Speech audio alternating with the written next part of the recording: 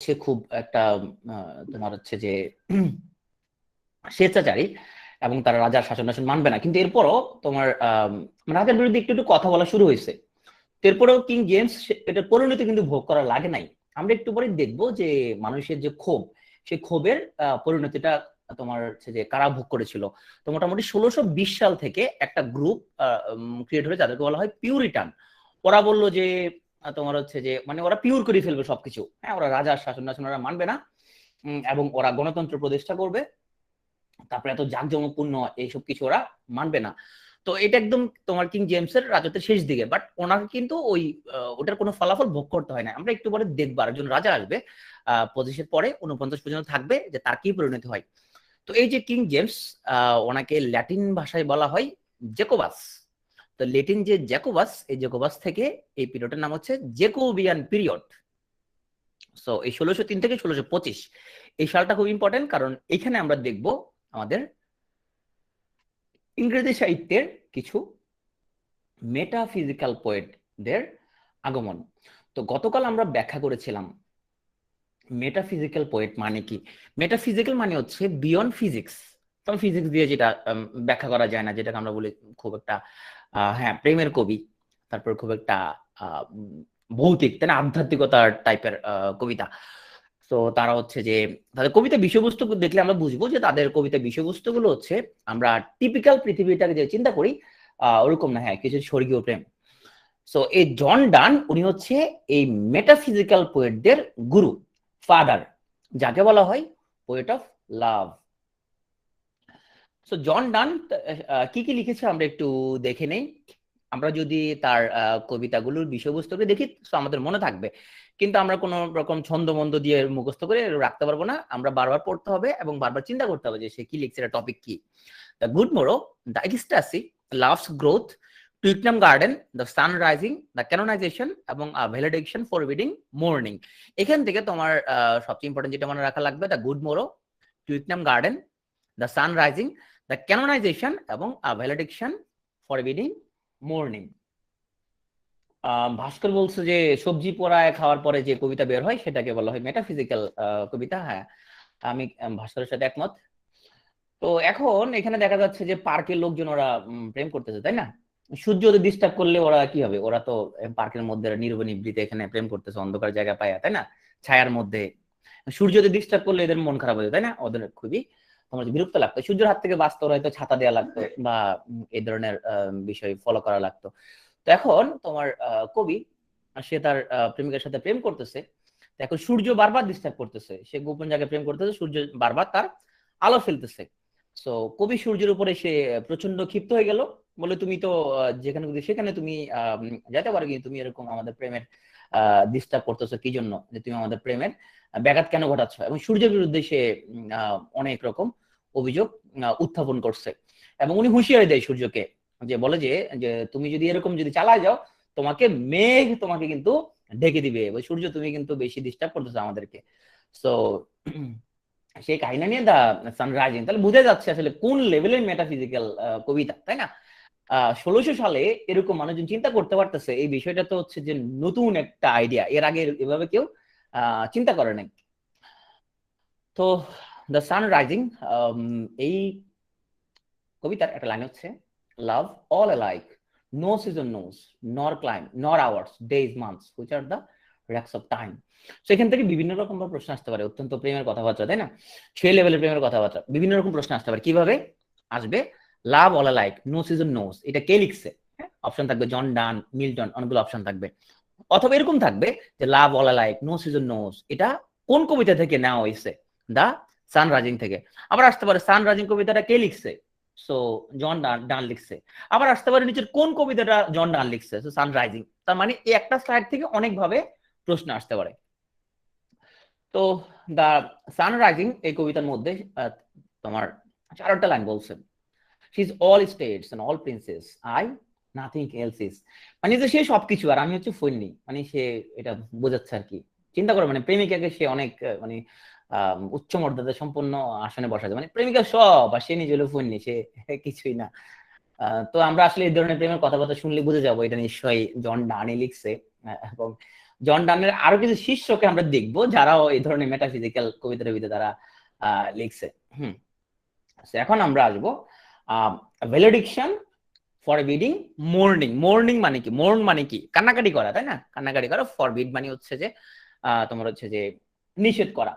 তো এটা কেন হইলো? তো কবি গেছে তোমার এক জায়গায় তোমার হচ্ছে যে বেড়াইতে, হ্যাঁ। তো বেড়ানোর পরে তো এখন সে ফ্রান্সে গেছিল। ফ্রান্সে যাওয়ার পরে তার ওয়াইফ তোমার তার শোকে খুবই অসুস্থ হয়ে গেছে। তো সে যে তার স্ত্রীকে সে লিখলো যে আমরা যে আলাদা হয়েছে কিছুদিন, এটাকে এত শোকবহ করে তোলার তো আসলে কিছু নাই, এটা আমাদের আনন্দটাকে অপবিত্র করে দিবে। সে বলছে আমাদের প্রেম তো এত খাঁটি যে আমি শুধু ফ্রান্সে আসছি একটু এখানের জন্য, এর মধ্যে যদি তুমি যদি এত কাতর হয়ে যাও তাহলে তো আমাদের এটা তো আমাদের প্রেমের অবমাননা হয়। আমরা কি এত এত ঠুনকা নাকি আমাদের প্রেম? তো আমরা যেখানে যাই স্বামী বিদাস, বলতে স্বামী বিদাস, স্বামী বিদাস হলে এ ধরনের নানা প্রবলেম হয় আমরা জানি। তো সে বলছে আমরা যেখানে যাই আমাদের ভালোবাসার মধ্যে কোন রকম ফাটল তৈরি হবে না। তো সে নিষেধ করছে তুমি এভাবে যদি তুমি আবেগে যদি এরকম কান্নাকাটি করো তাহলে আমি তো এখান থেকে তো এটা সহ্য করতে পারবো না, তাই না? তো এই কবিতার একটা লাইন সে বলছে, if they be true that true so as stiff twin compasses are two, the eye soul the fixed root makes no show to move but doth if the other do। মানে সে বুঝাইতেছে যে তোমার হচ্ছে যে কম্পাসের মধ্যে যে কাটা যে আবর্তিত হয়, সো আমরা দুজন সেরকম, মানে আমাদেরকে কোন রকম ভাবে আহ আলাদা করা যাবে না, আমরা সবসময় একসাথে আছি।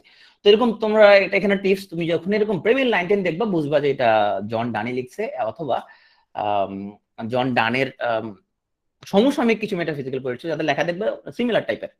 তো এই কবিতাটার বিষয়বস্তু আসলে তুমি যেখানে যাও মানে দূরত্ব যতই হোক কাছে থাকুন।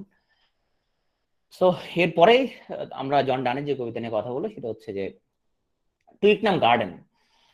তো এই টুইকনাম গার্ডেন এখানে কবিকে দেখা যাচ্ছে সে তোমার যে মানে সে যদিও পুরুষ কিন্তু নারীর মন বুঝতে পারতো, মানে এটা একটা অদ্ভুত ব্যাপার, তাই না? কারণ আমরা জানি যে তোমার সেই প্রাচীনকাল থেকে মহাসাধকরা এত বড় বড় বিজ্ঞানীরা ওরা কিন্তু মেয়েদের মন কিন্তু বুঝতে পারে নাই। আমরা জন ডানকে দেখতে পাচ্ছি সে কিন্তু নারীর মনও বুঝতে পারতো, এবং নারী প্রেমের সে খুব গুরুত্বপূর্ণ একটা দিক এখানে ফুটে তুলছে। হ্যাঁ, তো এটা হচ্ছে যে নারীর মন, রাইট, গার্ডেন বিষয়বস্তু। তো এই কবিতাটা আমাদের জন্য খুব ইম্পর্টেন্ট, কারণ দ্য ক্যানোনাইজেশন, এই কবিতাটা এটা মানে প্রচন্ড রকম একটা প্রেমের কবিতা। সো কবি সে তার প্রেমিকাকে খুব নিরিবিলি একান্তে সে ভালোবাসতে চায়। তো সে সবাইকে বলে যে তোমরা তোমাদের এইসব বিসিএস, তোমাদের কোচিং মোচিং এইসব ব্যাংক ট্যাঙ্ক চাকরি বাকরি এগুলো নিয়ে তোমরা থাকো, আমি একটু নিরিবিলিতে প্রেম করতে চাই। তোমরা এইসব বিসিএস মিসিএস এগুলো নিয়ে তোমরা যা করার করো গা, এগুলা আমি এগুলাতে নাই, আমি শুধু একটু প্রেম করতে চাই, আমি নীরবে আমার প্রেমিকাকে ভালোবাসতে চাই। তো কবিকে বলে তোমরা আমাকে এই জন্য যা খুশি তাই বলো, আমার এখানের মধ্যে কিচ্ছু আসা যায় না, আমরা হচ্ছে খুব অবিচ্ছেদ্য বন্ধনে বাধা। সো আমাদেরকে একটু ভালোবাসতে দাও নিরিবিলি প্লেসে। সো প্রথম যে লাইনটা, for God sake hold you tongue let me love, তো এই লাইনটাকে আবার আমাদের রবীন্দ্রনাথ ঠাকুর উনি কিন্তু তোমার জন ডানের দা ক্যানোনাইজেশন কবিতার এই লাইনটাকে রবীন্দ্রনাথ ঠাকুর কিন্তু বাংলায় অনুবাদ করেছিল, দোহাই তোদের একটুকু চুপ কর ভালোবাসিবারে দে আমারে অবসর। তো এখান থেকে তোমার এটা শেষের কবিতার একটা লাইন যেখানে নায়ক অমিত এই কথাটা বলে। অলরেডি প্রশ্নটা চলে আসছে, তবে এই প্রশ্নটা আরো বিভিন্ন রকম আসতে পারে। যেমন 42 বিসিএস আসছিল যে এই লাইনটা, যে জন ডানের এই কবিতা এই লাইনটা কোন নোবেলে ইউজ করা হয়েছে, কোন নোবেলের মধ্যে ব্যবহার করা হয়েছে। রবীন্দ্রনাথ ঠাকুরের শেষের কবিতাতে ব্যবহার করা হয়েছে। সো এটা কিন্তু এখনো আসতে পারে, এইভাবে আসতে পারে যে এই কবিতাটা কে বলছে, মানে এই লাইনটা কে বলছে। তো শেষের কবিতা এই উপন্যাসের নায়ক অমিত এই লাইনটা কয়েকবার বলছে এটা, হ্যাঁ। তো আসতে পারে যে এই লাইনটা কোন কবিতা থেকে নেওয়া হয়েছে। তো কবিতার নাম হচ্ছে দা ক্যানোনাইজেশন, আর কবি হচ্ছে জন ডান। তো তুমি যখন পড়বা একটা জিনিসকে যত রকম ভাবে প্রশ্ন আসতে পারে সব রকম ভাবে তুমি চিন্তা করবা, তাহলে যেটা হবে তখন তোমার যে তোমার ব্রেনের মধ্যে ওয়ারিংটা ভালো হবে। তো যেমনি প্রশ্ন করবে করেও তুমি অ্যান্সার দিতে পারবা। আসো আমাদের এরপরে যে কবিতাটা নিয়ে কথা বলবো। তো এখানে আসলে কবি তোমার মেয়েদের নিয়ে খুবই সে ক্ষুব্ধ হয়েছে। তো সে go and catch a falling star, এখানে কবি বলতে চাইছে যে তুমি আসলে সারা জীবন যদি অন্বেষণ যদি করো, তাহলে তুমি খুব সৎ কোন রমণী তুমি সন্ধান খুঁজে পাবে না। যদি খুঁজে পাও, তার মধ্যে কোনো না কোনো ঝামেলা আছে, কিছুটা ত্রুটি তার মধ্যে তুমি খুঁজে পাও। মানে খুব বিশ্বস্ত সে, খুঁজে পাচ্ছে না। মানে যথেষ্ট তাকে একটা ক্ষুব্ধ হতে দেখি, মনে হচ্ছে অনেক টাকা টাকা খেয়ে ফেলছে অলরেডি সে। নাহলে পরে যে লোক এত প্রেমের কথা বলে হুটহাট করে সে এই জাতীয় কথাবার্তা কেন বলবে? খুব সম্ভবত দু একটা টাকা খাই ফেলছে সে। So go and catch a falling star. এখানে মূলত সে যে নারীর মনের যে একটা দ্বৈত সত্তা, হ্যাঁ, একটা অবিশ্বস্ত একটা ভাব, এটা। এবং কবি এটা বলছে যে তোমার হচ্ছে যে প্রেমিক যদি অনুপস্থিত থাকে, তাহলে সে যে কোনো অন্যজনকে সবসময় তার প্রেমটা বিলিয়ে দিতে পারে। এবং সে সবসময় বলছে যে প্রেমিকের প্রতি বিশ্বস্ত থাকলেও পরবর্তীতে যে কোনো সময় মনের কিন্তু চেঞ্জ হয়ে যেতে পারে। বোঝা যাচ্ছে কবির মনটা আসলে খুব খারাপ। এই কথাগুলো শুনে ছেলেদেরও অনেক মন খারাপ হয়ে গেল। জাহিদেরও মন খারাপ না? ওকে, আমাদেরও মন খারাপ হয়েছে কথাগুলো শুনে। তো এর পরের যেই তো আমরা এখন জন ডানকে আস্তে আস্তে দেখতে পাবো সে যথেষ্ট রকমের ছেঁকা টাকা মনে খাইছে। এবং তার এখন সে বলতেছে batter my heart. Batter my heart মানে কি? কে আমারে মারেলা। এটা মানে হচ্ছে কি আমার মারেলা। তো এখন সে ঈশ্বরকে বলতেছে যে ঈশ্বর, আপনি আমাকে মারেলান, আপনি আমাকে আঘাত করেন, হ্যাঁ, আপনি আমাকে পাপ পঙ্কিলতা থেকে মুক্তি দেন, আপনি আমাকে। তো ঈশ্বরের স্পর্শে সে সব অশুভ দিক সে ভুলে যেতে চাচ্ছে। হ্যাঁ, ঈশ্বরকে বলতেছে আপনি আমাকে মারেলান। এবং সে বুঝতেছে যে শয়তান তার হৃদয়টা দখল করছে। এখন শয়তানের তরফ থেকে মুক্তি পাইতে হলে ঈশ্বরের নিকট তাকে এখন ফিরে যাইতে হবে। ঈশ্বর যেন তার হৃদয়কে ভেঙে চুরে একদম চুরমার করে নতুন করে আবার যাতে সে, ঈশ্বর যাতে এটা গড়ে তোলে, এবং সেই হৃদয় দখল যেন ঈশ্বরের হয়। হ্যাঁ, ছেড়া খাওয়ার পর আসলে মানুষের মধ্যে যে একটা চেঞ্জ আসে আর কি, ওটা আমরা জন ডানের মধ্যে দেখতে পাচ্ছি। তো এরপরে যেই কবিতা এখন আমরা দেখবো আস্তে আস্তে তার মধ্যে একটা হতাশাগ্রস্ত ভাব, ডেথ বি নট প্রাউড। তো এখানে এসে একটা কথা বলছো যে মৃত্যু, তুমি আসলে এত নিজেকে নিয়ে গর্ব করার কিছু নাই। হুম, মৃত্যুকে সে বলছে তুমি অনন্ত জীবনকে ধ্বংস করতে পারবে না। মৃত্যু হচ্ছে একটা স্বল্পকালীন কবগৃহের নিদ্রা, হ্যাঁ, এরপরে তো অনন্ত স্বর্গীয় জীবন আছে। তুমি বলছো যে মৃত্যুটা এটা কেমন, এটা জাস্ট আমাদের শরীর থেকে আত্মাটার মুক্তি। হুম, এটা মৃত্যুকে সে এত বলছো, তুমি নিজেকে এত প্রাউড ফিল করার কিছু নাই। হ্যাঁ, যে সে বলছে আত্মাটা শুধুমাত্র একটা খোলস বদলায় এবং দেহটা পড়ে থাকে, এরপরে আমার তো আবার নতুন একটা জীবন শুরু হবে। তো তুমি আসলে এত মানে পার্ট নেওয়ার কিছু নাই। মৃত্যুকে এটা বলতেছে আর কি সে। মৃত্যু মাঝে মধ্যে খুব একটা পার্ট নিতে চায় কবির সাথে। এরপরে যে কবিতাটা তার সেটা হচ্ছে দ্য গুড মোরো। তো এটা হচ্ছে একটা ভৌতিক প্রেমের কবিতা, অশরীরী প্রেমের একটা কবিতা। এবং এখানের মধ্যে মূলত সে তোমার হচ্ছে যে কবি তুলনা করতে চাইছে যে এই কবিতার দুটো অংশ। প্রথম একটা পার্ট, এটা একটা কথোপকথন সুলভ কবিতা। এবং দ্বিতীয় আরেকটা পার্ট কৈশোরকালের যে অবুঝ ভালোবাসা, যেটা মাতৃস্তন পানরত শিশুর মতো, অথবা তোমার সে এখানে একটা ইফেসাস রাজ্য তুলনা করছে যে এখানে বুহাই গোমন্ত সাত ভাইয়ের মতো। হ্যাঁ, এবং এটা দ্বিতীয় অংশের মধ্যে সে তোমার খুব পরিপক্ক যে ভালোবাসাকে সে স্বাগত জানাইছে, যে ভালোবাসা একদম ত্রুটিহীন, হ্যাঁ, মৃত্যুর পরেও যে ভালোবাসা অমর থাকবে, হ্যাঁ, যে ভালোবাসা একদম স্বর্গ থেকে আসে, সেই ধরনের ভালোবাসার কথা সে গুড মরতে বলছে। সে বলছে for love, all love of other sights controls and makes one little room and everywhere. So the বোঝা যাচ্ছে গুড মরতে সে অত্যন্ত বেশি আবেগে উদ্বেল হয়ে গেছে। আরো লাইনে আছে, if our two loves be one or though, and I left so alike that none do slacken, none can die. So আমরা এরকম এখান থেকে তার কোটেশন গুলো যদি নেই, সো দ্য সান রাইজিং থেকে লাভ অল লাইক, এটা মনে রাখতে হবে। সে সবকিছু আর আমি হচ্ছে ফোন নি, এটা হচ্ছে তাও দা সান রাইজিং থেকে। আর ফর গড সেক, দোহাই তোদের একটুকু চুপ কর, ভালোবাসার দিয়ে আমরা অবসর, এটা হচ্ছে দা ক্যানোনাইজেশন থেকে। তো আমরা এখন চলে আসবো তার পরের যে সাহিত্যিক, তার নাম হচ্ছে বেন জনসন। আচ্ছা, আমরা একটু জন ডানকে একটু রিভিশন দিয়ে আসি। তো যেহেতু অনেক গুরুত্বপূর্ণ লেখাজোখা সে লিখছে। তো ডান লিখছে দ্য গুড মোরো, তারপরে Twickenham garden, the sun rising, the canonization এবং ভ্যালিডিকশন ফরবিডিং মর্নিং। হ্যাঁ, তো সে এখানে দ্য সান রাইজিং মধ্যে সূর্যের সাথে বলতে তুমি এসে ডিস্টার্ব করো না আমাদেরকে। হ্যাঁ, সে ভ্যালিডেশন ফরবিডিং মর্নিং এর মধ্যে সে তার স্ত্রীকে বলছে যে আমাদের তুমি কান্নাকাটি করো না, আমাদের যে প্রেম এটা আমি একটু কয়দিনের জন্য ঘুরতে আসছি, আমাদের প্রেম কি এখানে এভাবে কি ভেঙে পড়বে নাকি। তো এখানে অনেকগুলো প্রেমের লাইন আছে তার। টুইকটন গার্ডেন দ্য ক্যানোনাইজেশন, যেখানে মধ্যে বলেছিলাম আমরা for God sake hold your tongue, লাইনটা খুব ইম্পর্টেন্ট। তারপর go and catch a falling star, এখানে সে নারীদের উপরে খুব খ্যাপা বোঝা যাচ্ছে, সে সে বলতেছে যে আহ, তার সাথে অনেক এরকম বিট্রে করছে, সে যথেষ্ট রকম খেপে গেছে এবং খেপে গিয়ে সে এখন ঈশ্বরকে বলতেছে আপনি আমাকে আমাদেরকে মারালান, আমাকে মারালান, বেটার মাই হার্ট, আমার হৃদয়কে আপনি পঙ্কিলতা মুক্ত করে ফেলেন। তো ডেথ বি নট প্রাউড, এখানে বলছে মৃত্যু তুমি এত আসলে প্রাউড হওয়ার কিছু নাই, তুমি অত পাওয়ারফুল কিছু না। গুড মোরো, এটাও খুব যথেষ্ট প্রেমের কবিতা, এখানে অনেকগুলো প্রেমের লাইন আছে। সো এই হচ্ছে যে আমাদের প্রেমের কবি জন ডান। আমরা চলে যাব বেন জনসন।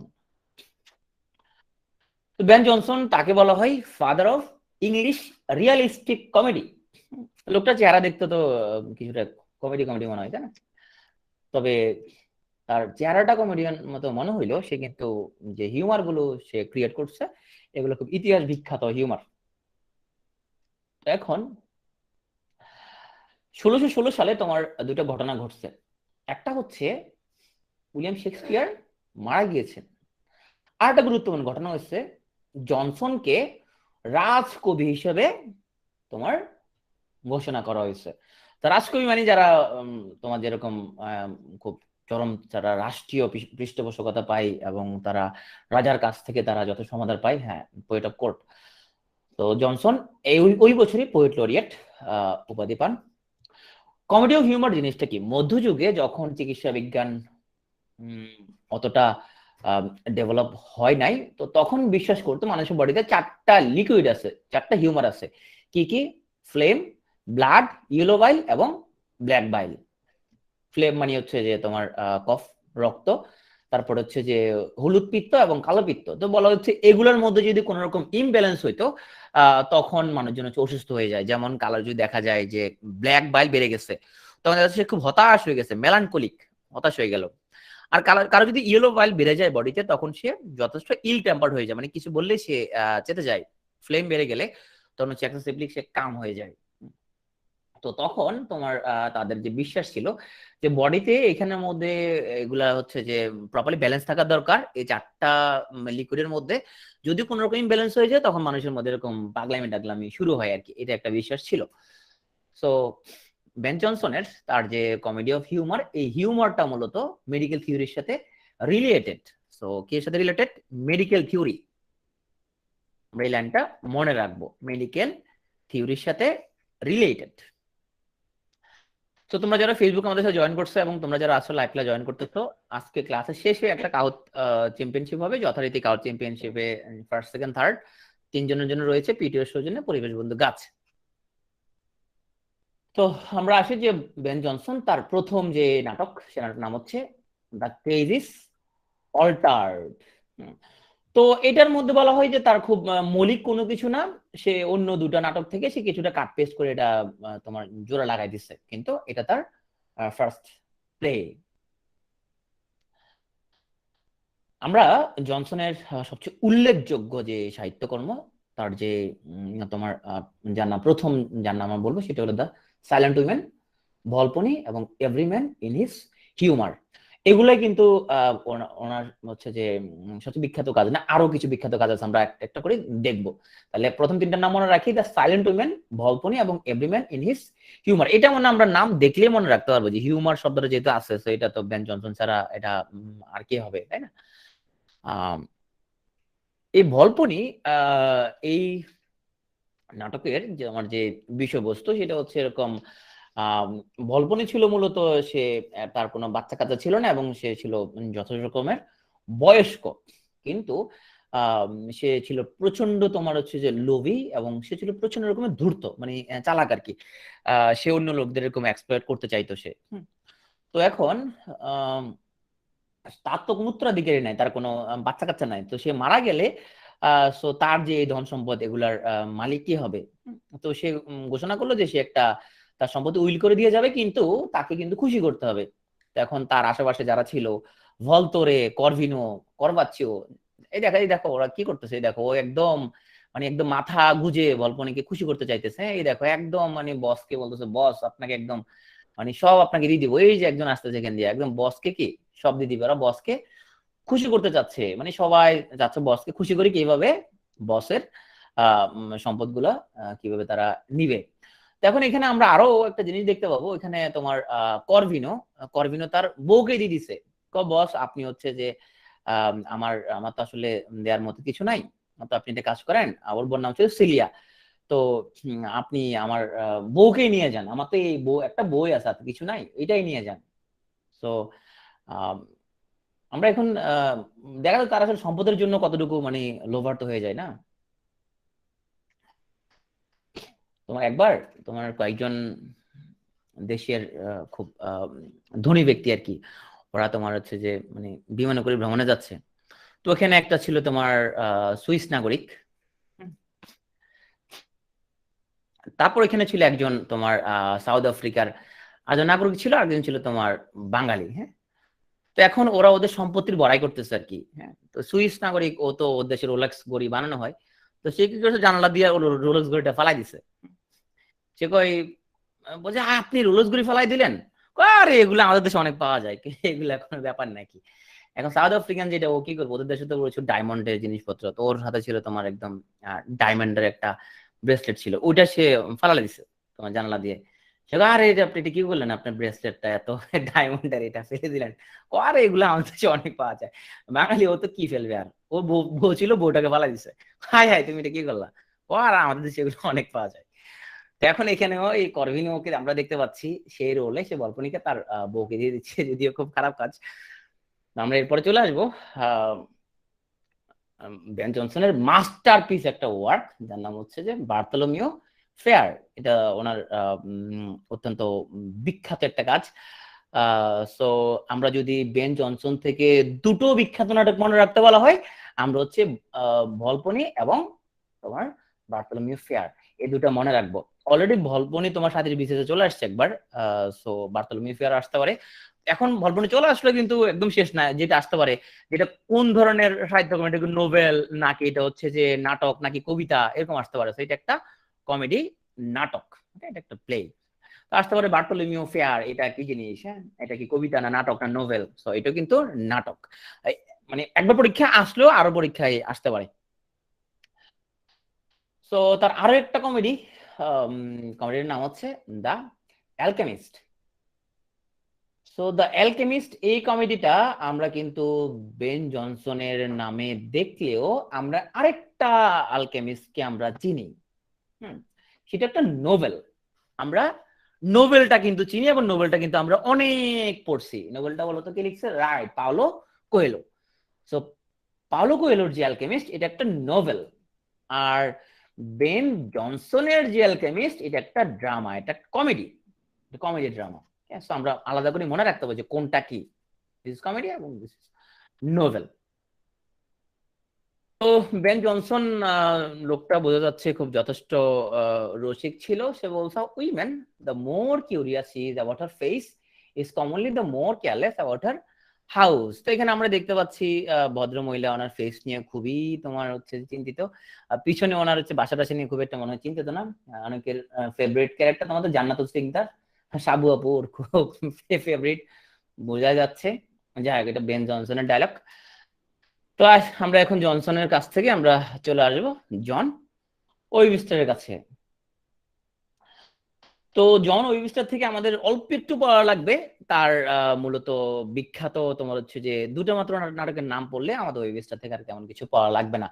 তো ওয়েবস্টার যেটা বলছে, সে উইলিয়াম শেক্সপিয়ারের মৃত্যুর পরে সে নিজেকে শেক্সপিয়ারের উত্তরাধিকার ঘোষণা করছে গ্লোব থিয়েটারে। তোমরা জানো যে উইলিয়াম শেক্সপিয়ার তার নাটক ম্যাক্সিমাম মঞ্চস্থ হয়েছে, ম্যাক্সিমাম না সবগুলা গ্লোব থিয়েটারে মঞ্চস্থ হয়েছে। তো ড্রামার প্লে আলাদা কিছু না, যখন মঞ্চে যখন মন চাইতে তখন সেটা প্লে হয়ে যায়। তো এখন আসো আমরা জন ওয়েবস্টারের তার দুটো মাত্র রচনার আমরা নাম জানলে হবে। তোমার একটা হচ্ছে দ্য হোয়াইট ডেভিল, একটা ডাচেস অফ মালফি, এটার সাথে এটা আলাদা করে মনে রাখবো, the devil's law case. So the white devil ওনার একটা রিভেঞ্জ প্লে, তারপরে সো আমরা ওনার এখান থেকে আহ যে কয়টা মনে রাখবো, প্রথমটা হচ্ছে ডাচেস অফ মালফি, এটা। তারপর হচ্ছে দ্য ডেভিলস লকেস, এবং থার্ড হচ্ছে দ্য হোয়াইট ডেভিল। দেখো ডেভিল আছে, এখানেও ডেভিল আছে, তাহলে ডেভিল দুটো মনে রাখতে হবে। ডেভিল দুটো হচ্ছে তোমার জন ওয়েবস্টারের সাথে রিলেটেড। তারপরে তোমার হচ্ছে যে ডাচেস অফ মালফি, এটাকে আমরা একটা আলাদা করে মনে রাখা লাগবে। তো এই তিনটা তোমার হচ্ছে যে নাটকের নাম মনে রাখলেই তোমার জন ওয়েবস্টার শেষ। জাস্ট এই তিনটা নাম মনে রাখবা। ডাচেস অফ মালফি থেকে এখানে তোমার আলাদা করে শুধুমাত্র তোমার এখানে মূলত যে কাহিনীটা ছিল এখানে, সো একজন ডাচেস, যে এই মহিলাকে দেখা যাচ্ছে, মহিলা কিন্তু তোমার সে হচ্ছে যে খুব বিউটিফুল এবং ইয়াং উইডো, অল্প বয়স্ক, তার হাজবেন্ড মারা গেছে। তো উনি যখন এক ভদ্রলোকের প্রেমে পড়লো, ভদ্রলোকের নাম ছিল তোমার হচ্ছে যে অ্যান্টোনিও, তার প্রেমে যখন পড়লো তখন তার ভাইয়েরা এই জিনিসটা হচ্ছে যে পছন্দ করে নাই। তো এখানে তোমার তিনজন ক্যারেক্টার, তার যে দুই ভাই, তাদের নামটা জানা লাগবে তোমাদেরকে। তো এখানে মধ্যে তোর তিনটা ক্যারেক্টারের নাম আমরা জানবো। একটা হচ্ছে যে ডাচেস তো আছেই, তো তার দুই ভাই ফার্ডিনান্ড এবং কার্ডিনাল, এই দুজনের নাম জানবো। এবং তার এই দুই ভাই যাকে নিয়ে করছিল গুপ্তচর হিসেবে, তার নাম হলো বসোলা। সো আমাদের ডাচেস অফ মালফি এই নাটকের এখান থেকে আমরা, তো ডাচেস তো ওই মহিলাকে দেখা যাচ্ছে, সে ডাচেস। তারপরে তার দুই ভাই ফার্ডিনান্ড এবং কার্ডিনাল, এবং এখানের মধ্যে ফার্ডিনান্ড এবং কার্ডিনাল যে ওকে স্পাই করার জন্য, মানে ওকে ফলো করার জন্য যাকে নিয়োগ দিছিল, গোয়েন্দা, গোয়েন্দা নাম হচ্ছে বসোলা। হ্যাঁ, তো এই এদের নামটা একটা আমাদের জানা লাগবে। বিভিন্ন ভাবে প্রশ্ন আসতে পারে যে ডাচেস অফ মালফি এই নাটকের নিচের কোনটি নাটকের একটা ক্যারেক্টার। হ্যাঁ, আসতে পারে তোমার হচ্ছে যে এখানে ডাচেস অফ মালফি এই নাটকের মধ্যে ফার্ডিনান্ডের সাথে ডাচেসের সম্পর্ক কি ছিল, হ্যাঁ, ওনার ওর ভাই ছিল। সো এইভাবে তোমার হচ্ছে যে বিভিন্ন রকম ভাবে এখান থেকে প্রশ্ন আসতে পারে। আমরা চলে আসবো একটু ক্যারোলিন এইজে। তো আমরা মূলত এর আগে যে রাজার আমলে পড়াশোনা করলাম এতক্ষণ, রাজাটার নাম কি ছিল? তার নাম ছিল, কি নাম ছিল ল্যাটিন? জ্যাকব। হুম, আমরা এখন কিং জেমস। তো সে এখন তোমার ভালোই ভালোই পিউরিটানদের পার করে দিল। 1620 থেকে পিউরিটান আন্দোলন শুরু হয়েছে, ভালো ভালো সে ওর দিনটা পার করছে। এখন আমরা দেখবো এখন যে রাজাটা ক্ষমতা আসছে সে কিন্তু তোমার কিং জেমসের মতো এতটা ভাগ্যবান না। ওর আমলে তোমার বিদ্রোহটা মানে ঝামেলা কিন্তু আগে থেকে শুরু হয়েছে, জেমসের আমল থেকে শুরু হয়েছে। কিন্তু এটা তোমার এটা একদম সংগঠিত যে আন্দোলনে যে রূপ দেয় এবং রাজনৈতিক আন্দোলনের রূপ দেয়, সেটা হচ্ছে এখন যে রাজার নাম আমরা জানবো, এই রাজা কিং চার্লস। মানে দেখলেই লোকটারে কেমন মনে হয়, একটা নিষ্পাপ নিষ্পাপ ভাব, এই ছোট ছোট এখানে দাঁড়িয়ে আছে, এখানের মধ্যে একটা নিষ্পাপ ভাব লোকটার মধ্যে। লোকটা খুব একটা সুবিধা করতে পারে নাই। হ্যাঁ, খুব বেশি দিন আসলে সে রাজত্ব করতে পারে না। এই যেখানে দেখা যাচ্ছে, এই দেখা যাচ্ছে তোমার এখানে এই চিত্র দেখা যাচ্ছে এখানের মধ্যে, এই যে কিং চার্লসের মাথা কেটে ফেলতে। তো মধ্যযুগে তখনকার সময় যেটা ছিল, বিহেড করা হতো, মানে মাথা কেটে ফেলা দেওয়া হইতো। তো তার তো করুণ পরিণতি।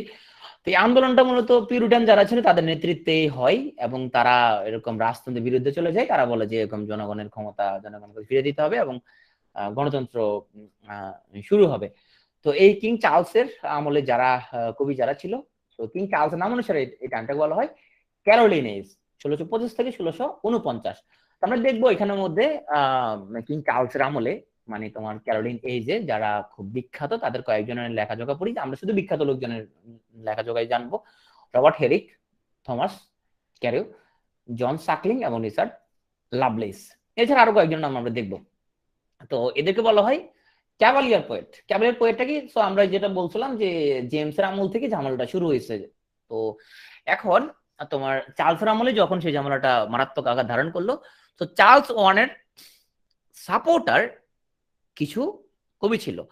সো এই কিং চার্লস ওয়ানের যে সাপোর্টার, সো তারা কি করলো, তারা হচ্ছে যে তোমার তাদেরকে বলা হয়তো রয়্যালিস্ট, মানে তারা হচ্ছে যে রাজার সমর্থক। তো তাদের কাব্যের স্টাইল ছিল light in style, secular in subject, এবং তাদেরকে তাদের যে নীতি যেটা ছিল সেটা ছিল যে কার্পেডিয়াম। তো কার্পেডিয়াম শব্দের অর্থ আসলে কি? কার্পেডিয়াম শব্দের অর্থ হচ্ছে যে তুমি কালকে কিভাবে এটা নিয়ে চিন্তা করার কিছু নাই, তো এখন যেভাবে আছো ওইটা নিয়ে চিন্তা করো। এই কবিদের মনোভাব ছিল যে প্রেজেন্টকে নিয়ে আমাদেরকে বেঁচে থাকতে হবে খুব বেশি, তুমি ভবিষ্যতের, হ্যাঁ, সাইজ দ্য ডে, তুমি পরে কি হবে এগুলো নিয়ে এত টেনশন করে কিছু নাই। এদের স্লোগান ছিল কার্পে ডিএম। তো আমরা আম, এদের প্রথম এই লিস্টে যার নাম পড়বো তার নাম হচ্ছে রবার্ট হেরিক। তিনি এই যুগের অন্যতম বিখ্যাত একজন কবি, এবং তার এখান থেকে আমরা মনে রাখতে হবে, তার এখানে আমরা মাত্র দুটো আমরা হচ্ছে যে ওয়েল নোন ওয়ার্কস জানলে মোটামুটি আমাদের হয়ে যাবে। নাম্বার ওয়ান হচ্ছে মনে রাখবো টু ড্যাফোডিলস, রবার্ট হেরিকের। এবং আম, এই টু ড্যাফোডিলস এর মধ্যে মূলত সে বুঝাতে চাইছে যে ড্যাফোডিল ফুলের মতো, হ্যাঁ, যে মানুষের জীবনটাও এটা খুবই শর্ট, হ্যাঁ। এবং সে বলছে যে বিউটিটা খুবই এটা একদম কেউ মানে চিরস্থায়ী কিছু না, হ্যাঁ, মানুষের জীবনটা খুবই শর্ট। টু ডেফোডিলস এর থিম। এবং সেকেন্ড ওয়ার্ক হচ্ছে হেসপেরিডাস। তাহলে আমরা হেরিক থেকে দুটো, হেরিক থেকে হেসপেরিডাস মনে মনে রাখতে পারবো। আর টু ডেফোডিল তো আমরা একদম ওনার নামের লোক একদম ট্যাগ মার্ক, তাই না, একদম ট্রেডমার্ক বলতে পারি, মানে এটা ভুলার কোনো অপশন নাই।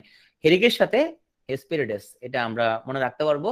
আর এটা হলো টু ডেফোডিলস, এটাও তোমার হেরিকের। তো হেরিকের আমরা দুটো তোমার বিখ্যাত সাহিত্যকর্ম মনে রাখলেই হবে, আর লাগবে না।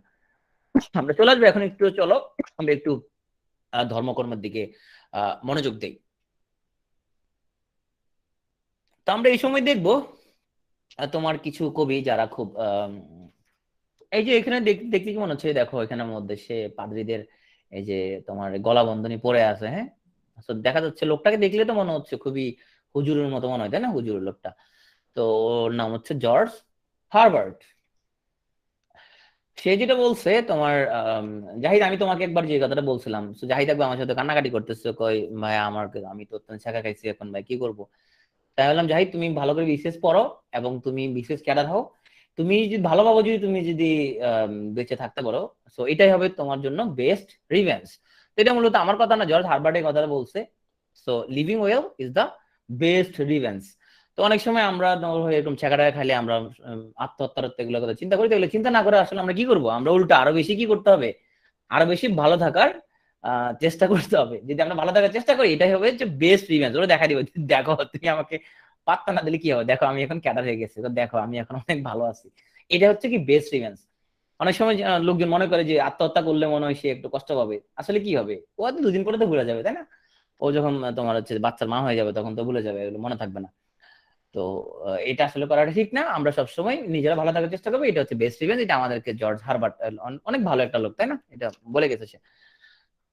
তো জর্জ হারবার্ট যেহেতু সে তোমার হচ্ছে যে তোমার সে খুব রিলিজিয়াস পয়েন্ট হুজুর, তো তাহলে দেখো নামের সাথে কিন্তু কামের মিল আছে, স্টার উইংস।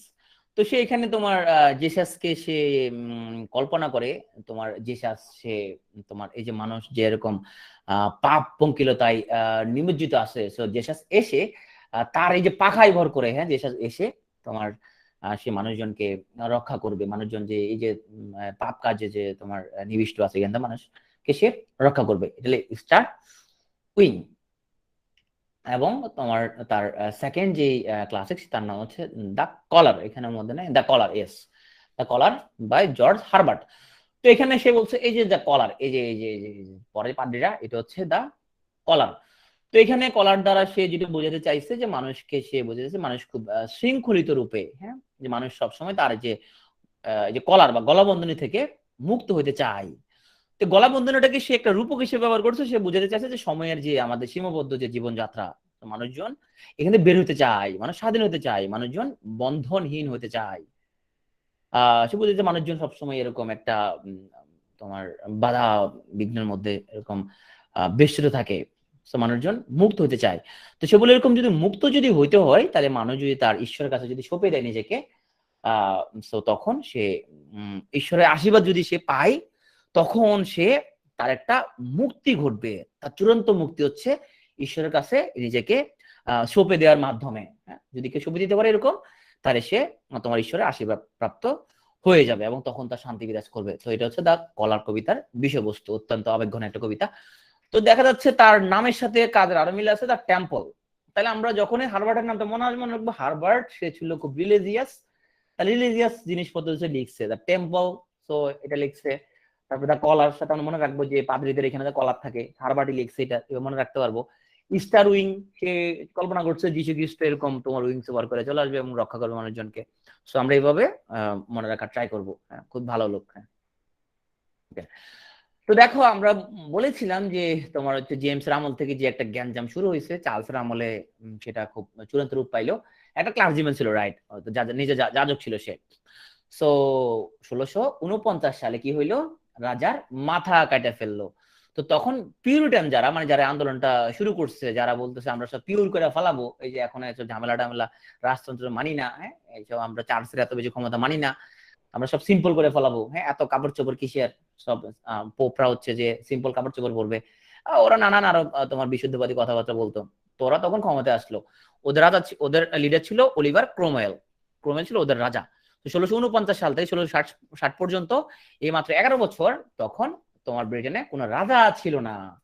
তখন এটাকে বলা হয়তো কমনওয়েলথ পিরিয়ড, তখন গণতান্ত্রিক শাসন ব্যবস্থা। তো যাই হোক, পরে অবশ্য বুঝতে পারে লোকজন যে এটা আসলে খুব ভালো শাসন না, রাজাই ওদের জন্য ভালো, রাজা ওদের জন্য ওদের ভালোটা দেখে। এবং বরং কমনওয়েলথ পিরিয়ডে ওইখানের মধ্যে প্রচুর পরিমাণ দুর্নীতি বেড়ে গেছে, মানে ঝামেলা বেড়ে গেছে। ওদের আগেরটাই ভালো ছিল, ওরা আগের লাইফে পরে ফিরে যায়। তো আমরা এখন এই কমনওয়েলথ পিরিয়ডে চলে আসছি। কমনওয়েলথ পিরিয়ডের মধ্যে তার মানে বোঝা যাচ্ছে এই পিরিয়ডের মধ্যে কোনো রাজা রাজা কিন্তু নাই। তো এই যে রাজা রাজা কেউ নাই, তো এখন যারা ক্ষমতা আসলো, যে পিউরিটান, ওদের কথাবার্তা তো মানুষজন আর মানতেছে না। এখানে আমাদের ভয়ঙ্কর রকম একটা অরাজকতা, অর্থনৈতিক রাজনৈতিক ভয়ঙ্কর একটা অরাজক অবস্থা শুরু হয়ে গেল। তো এই সময়ে আমরা থমাস হবস, এই ভদ্রলোকের, আমরা হচ্ছে যে না হিস্ট্রি মনে রাখতে হবে না, ভদ্রলোকের সেটা কথা বলছে, the end of knowledge is পাওয়ার। তো কে বলছে, হ্যাঁ, যে চার্লসের তাহলে তো মাথা, এই যে জন্য মৃত্যুদণ্ডে মানুষজন বিরোধিতা করে, যে আমরা যখন কাউকে মৃত্যুদণ্ড দিয়ে ফেলি, হ্যাঁ, এরপরে যদি কোনোভাবে যদি প্রুভ হয় যে ও অপরাধটা করে না, তাকে ফিরে আনার কোনো ওয়ে নাই। Miracle in the cell number 7, তোমরা অনেকে মুভিটা দেখছো তাই না? অরিজিনাল কোরিয়ান ভার্সন, যেখানে আসলে খুবই হৃদয় বিতারক হয়। পরে ওটা যখন রিমেক করছে, সেখানে যদি আমরা দেখি যে খুব মিরাকুলাস ওয়েতে তাকে বাঁচায় ফেলা হয়, কিন্তু আসলে তো অরিজিনাল যে মুভিটা ছিল সেখানে এরকম ফাঁসি হয়ে যায়। সব মৃত্যুদণ্ড সবসময় খুব ভয়ঙ্কর ব্যাপার। তো হবস যেটা বলছো, the end of knowledge is power, খুব গুরুত্বপূর্ণ কথা তাই না? তো আমরা এই সময়ে প্রথম যাকে পড়বো, গুরুত্বপূর্ণ গুরুত্বের দিক দিয়ে যাকে পড়বো আমাদের কমন পিরিয়ডে, তার নাম হচ্ছে জন মিল্টন। ওনাকে বলা হয় এপিক পোয়েট, কারণ উনি মহাকাব্য লিখছে। তো মিল্টনকে বলা হয় এপিক পোয়েট, এপিক পোয়েট, কারণ উনি মহাকাব্য লিখছে। তো এই লোক অনেক রকমের তোমার হচ্ছে যে তোমার ভাষা পারতো, English, Latin, French, German, Greek, Hebrew, Italian, Spanish, হ্যাঁ, আর মাইক, তারপরে সিরিয়াক, অনেক ভাষাটা সে পারতো। সো মিল্টনকে বলা হয় মাস্টার অফ ব্ল্যাঙ্ক ভার্স, বা অমিত্রাক্ষ ছন্দের মাস্টার। হ্যাঁ, অমিত্রাক্ষ ছন্দে সে কিছু মাস্টার পিস প্রডিউস করছে, বিশ্ববিখ্যাত। তো জন মিল্টনের সে বিশ্ববিখ্যাত যে মাস্টার পিস, তো দুটোর নাম হচ্ছে প্যারাডাইস লস্ট এবং প্যারাডাইস রিগেইনড, জন মিল্টনের। তো আমরা প্যারাডাইস লস্ট নিয়ে একটু বেশি না, সামান্য একটু জানলেই হবে। সো বোঝা যাচ্ছে নামটাই হচ্ছে স্বর্গ থেকে পতন। তো এখানে তোমার ক্যারেক্টার গুলো হচ্ছে গড, এটার প্রধান ক্যারেক্টার, এবং গডের সান থাকে। তোমার হচ্ছে যে, তবে সে কিন্তু গডের মতো এটার্নাল না। তারপরে আমরা দেখতে পাই এখানের মধ্যে তোমার হচ্ছে যে অ্যাডাম থাকে, ইভ থাকে। ব্ল্যাঙ্ক ভার্স মানে হচ্ছে অমিত্রাকে ছন্দ, হ্যাঁ, মানে যেখানে কোনো ইয়া নাই, মানে কি নাই, মিল নাই, কোনো মিল নাই, এটা বলে ব্ল্যাঙ্ক ভার্স, মানে মিত্র নাই, হ্যাঁ, মুক্ত ছন্দ, right. So Adam and Eve আছে এখানের মধ্যে। তারপরে এখানের মধ্যে আমরা দেখতে পাচ্ছি যে পাপ এবং মৃত্যু, এরা হচ্ছে কি শয়তানের ছেলেমেলে, হ্যাঁ, শয়তান থাকে এখানের মধ্যে। শয়তান হচ্ছে হাইয়েস্ট অ্যাঞ্জেল, সর্বোচ্চ ফেরেশতা। কিন্তু পরবর্তীতে সে গডের সাথে তোমার যেহেতু সে গডের সাথে বিদ্রোহ করছে, গডের কথা শুনে নাই, তখন তাকে শয়তান বানিয়ে দেওয়া হয়। তো তার নাম হচ্ছে লুসিফার মূলত। হ্যাঁ, তাহলে ক্যারেক্টার কে কে আছে, গড আছে এখানের মধ্যে, তারপরে তোমার হচ্ছে যে অ্যাডাম আছে, ইভ আছে, তারপরে এখানের মধ্যে শয়তান আছে, শয়তানের ছেলে মেয়ে হচ্ছে সিন এন্ড ডেথ, তারপরে তোমার অ্যাডাম থেকে তো ম্যানকাইন্ড হয়েছে। তো এগুলো হচ্ছে মোটামুটি ক্যারেক্টার। তো আমরা আসি এখন এখানের মধ্যে এই তোমার প্যারাডাইস লস্ট এর যে তোমার হচ্ছে যে, আচ্ছা আমি তোমাদেরকে যে ভার্স গুলো মানে ছন্দর গ্রামারটা নিয়ে তোমার হচ্ছে যে পরের ক্লাসে ডিটেইলস আলোচনা করবো, ওকে? আচ্ছা ক্লাসটা লম্বা, শেষ করে ফেলে আগে। তো প্যারাডাইস লস্টের যে থিমটা, এটা হচ্ছে যে justify the ways of god to man. এটা হচ্ছে যে প্যারাডাইস লস্টের মূল থিমটা, যে গডের যে তোমার হচ্ছে যে মানে মানুষের প্রতি তার যে রোল ছিল সেটাকে জাস্টিফাই করা, এটা হচ্ছে প্যারাডাইস লস্টের থিম। তো আমরা মিল্টনের তোমার আরেকটা গুরুত্বপূর্ণ তার এপিক দেখবো, এর নাম হচ্ছে যে স্যামসন অ্যাগনিস্টিস। এটাকে বলা একটা ক্লোসেড ড্রামা। তো ক্লোসেড ড্রামা জিনিসটা আসলে কি? ক্লোসেড ড্রামা হচ্ছে তোমার আহ কিছু ড্রামা হচ্ছে লেখা হয় তোমার হচ্ছে যে মঞ্চে অভিনয় করার জন্য, মানে মঞ্চস্থ করার জন্য। আর কিছু ড্রামা লেখা হয় যেটা হচ্ছে পড়ার জন্য, মানে মানুষজন আবৃত্তি করে সুর করে পড়বে। কিন্তু এটা কোনো মঞ্চে কোনো অভিনয় হবে না। আমরা ছোটবেলায় বাংলাদেশ বেতারে আমরা নাটক শুনতাম, ওখানে মধ্যে কয়েকজন বসে বসে এটা, ওইটাই নাটক, ওইটা শুনতে আমাদের ভালো লাগতো। এফএম রেডিওতে মনে হয়, জানেন এফএম রেডিও শুনি না অনেক বছর, এখানে হয় কিনা। তো ক্লসের ড্রামাটাও এরকম, যে কিছু লোকজন বসে এটাকে তোমার আবৃত্তির মতো করে পড়বে, মানে এটা মঞ্চে এটাকে অভিনয় করার জন্য লেখা হয় নাই। এটা হচ্ছে ক্লসের ড্রামা। হ্যাঁ, স্যামসন অ্যাগনিস্টিস উনি হচ্ছে যে একজন সেন্ট। তো এখানে তোমরা দেখতে পাচ্ছ যে সেন্টকে কিভাবে টর্চার করা হচ্ছে।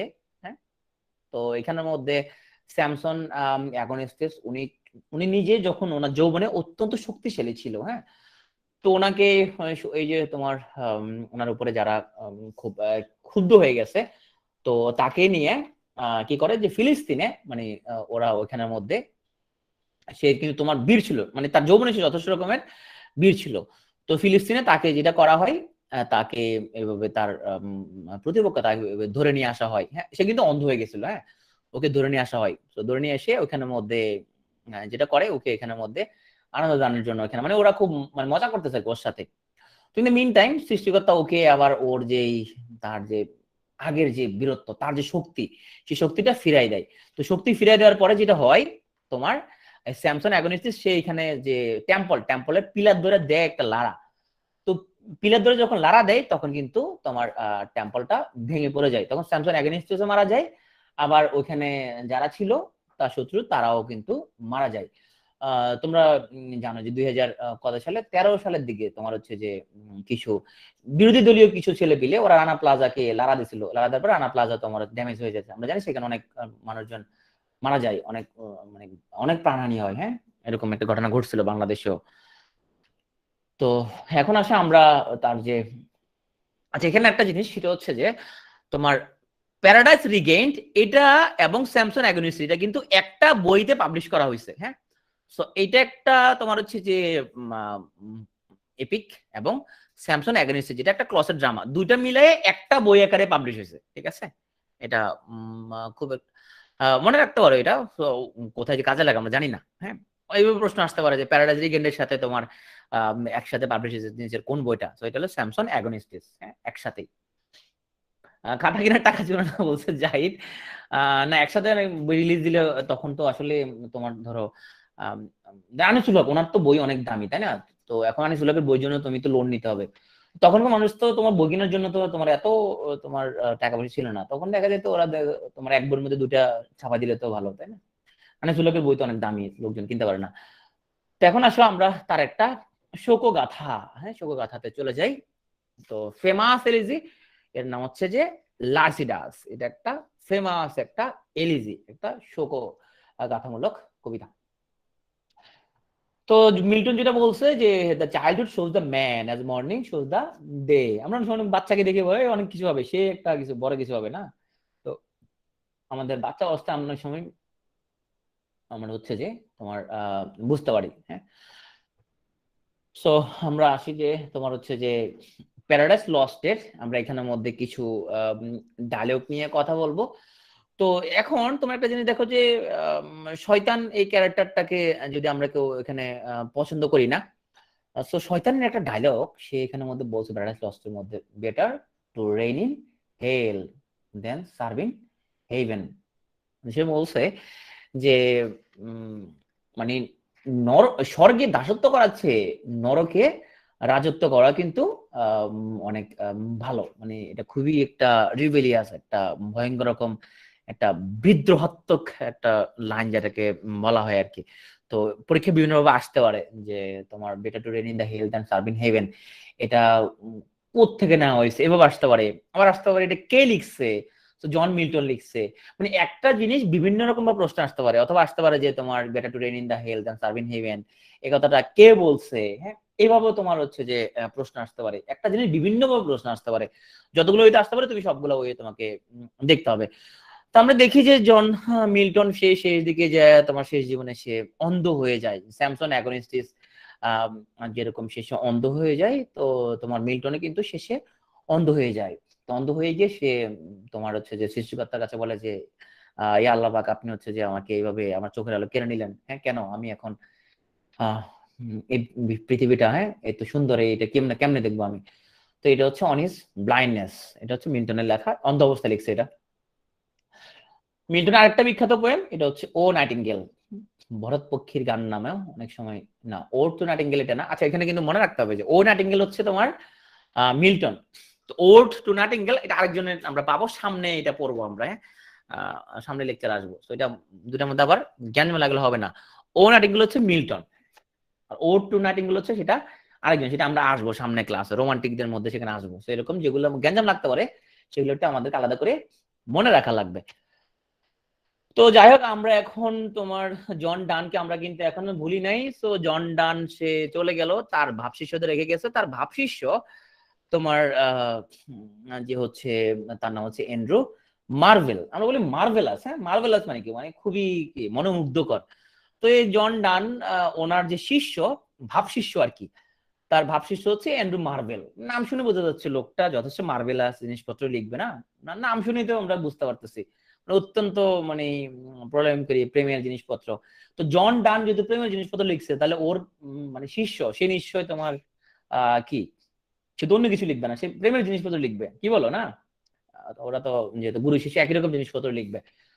তো এখন তোমার অ্যান্ড্রু মার্ভেল, তার নাম শুনলে বোঝা যাচ্ছে তার মাস্টারপিস গুলো। প্রথম যে পোয়েমটা তার নাম হচ্ছে টু হিজ কয় মিস্ট্রেস, তারপরে দ্য ডেফিনেশন অফ লাভ এবং দ্য গার্ডেন, এই তিনটা মনে রাখলেই হবে।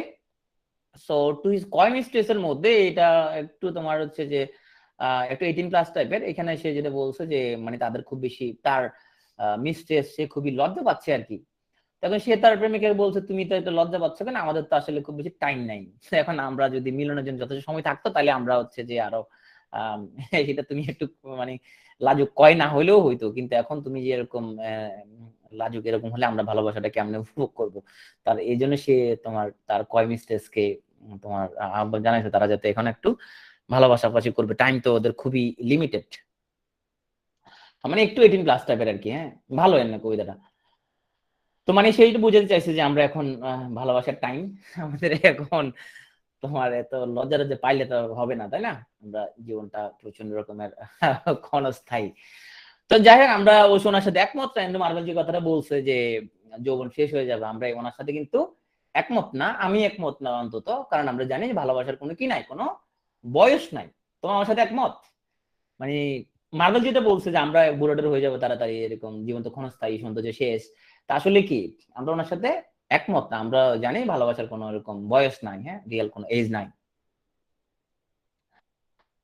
তো আসলে যাক, আমরা এখন একটু চলে আসবো যে তো আমরা বুঝতে পারতেছি কি মার্বেল সে কিন্তু তোমার প্রেমের সংখ্যা কিন্তু শিখতে পারে না যথেষ্ট রকমের, না আমরা বুঝে গেছি সে যে কথাগুলো বলছে টু ইজ কয় মেসেজ আমরা একদমই একমত না। তো এখন আসলে সে নিজে আবার আমাদেরকে ভালোবাসার একটা সংজ্ঞা শিখাচ্ছে। সে কি শিখাচ্ছে? তো সে বলতেছে যে দেখো, সে কিন্তু ডাবল মিনিং কথাবার্তা বলতেছে।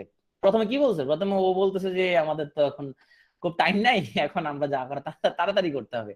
এখানে আসে সে আবার পুরা মানে পোল্টি মারছে, সে পোল্টি মারে সে কি বলতেছে, সে বলতেছে যে মানে এখানে শুধু শারীরিক ভালোবাসাটা আসলে এখানে সব না, আধ্যাত্মিক মানে একটা প্রেমের কথাবার্তা সে বলছে আর কি। সে বলছে যে তোমার যেটা আমরা বলি যে প্লেটোনিক লাভ যেটাকে বলা হয় আর কি, হ্যাঁ। এবং সে বলছে যে পৃথিবীকে যদি তারা তোমার হচ্ছে যে মিলতে না পারে নিয়তির তোমার দুষ্টচক্রে যারা পড়ে মৃত্যুর পর, তারা তো একসাথে তারা অবশ্যই তারা মিলিত হবে। তো স্বাভাবিক প্রেম হচ্ছে সে এখানে আধ্যাত্মিক প্রেমের অনেক গুরুত্ব দিচ্ছে সে। মানে বোঝা যাচ্ছে সে আগে যেটা বলছে এখন আবার এখান দিয়ে আসে যত রকমের সে এখানে পোল্টি মারছে। তো এখানে সে আসলে যেটা বলতে চাইছে যে তোমার স্বর্গ থেকে যে প্রেম আসছে ওই প্রেমের কথাটা সেখানে বুঝাতে চাইছে। আমরা বুঝতে পারছি যে তার কথা শুনে অনেকের মধ্যে প্রেম যে করছে। যাই হোক, আমরা আপাতত বিসিএস পরীক্ষা পর্যন্ত আমরা প্রেমের দিকে আমরা না যাই, এখন আমরা যথেষ্ট প্রেমটা কম করার ট্রাই করব। তো আমার কাকা সে একটা কথা বলছে যে আসলে সব মানুষের লাইফে এগুলা তোমার হয় না, ছিল না, অনেক ভুল আর কি অনেক মানুষের জন্য। যাই হোক, আব্বাস তুমি আসো কিনা ক্লাসে আজকে? আব্বাস মানে ক্লাসে নাই আজকে, আব্বাস সম্ভবত ফেসবুক লাইভ থেকে আমাদের দেখতেছে।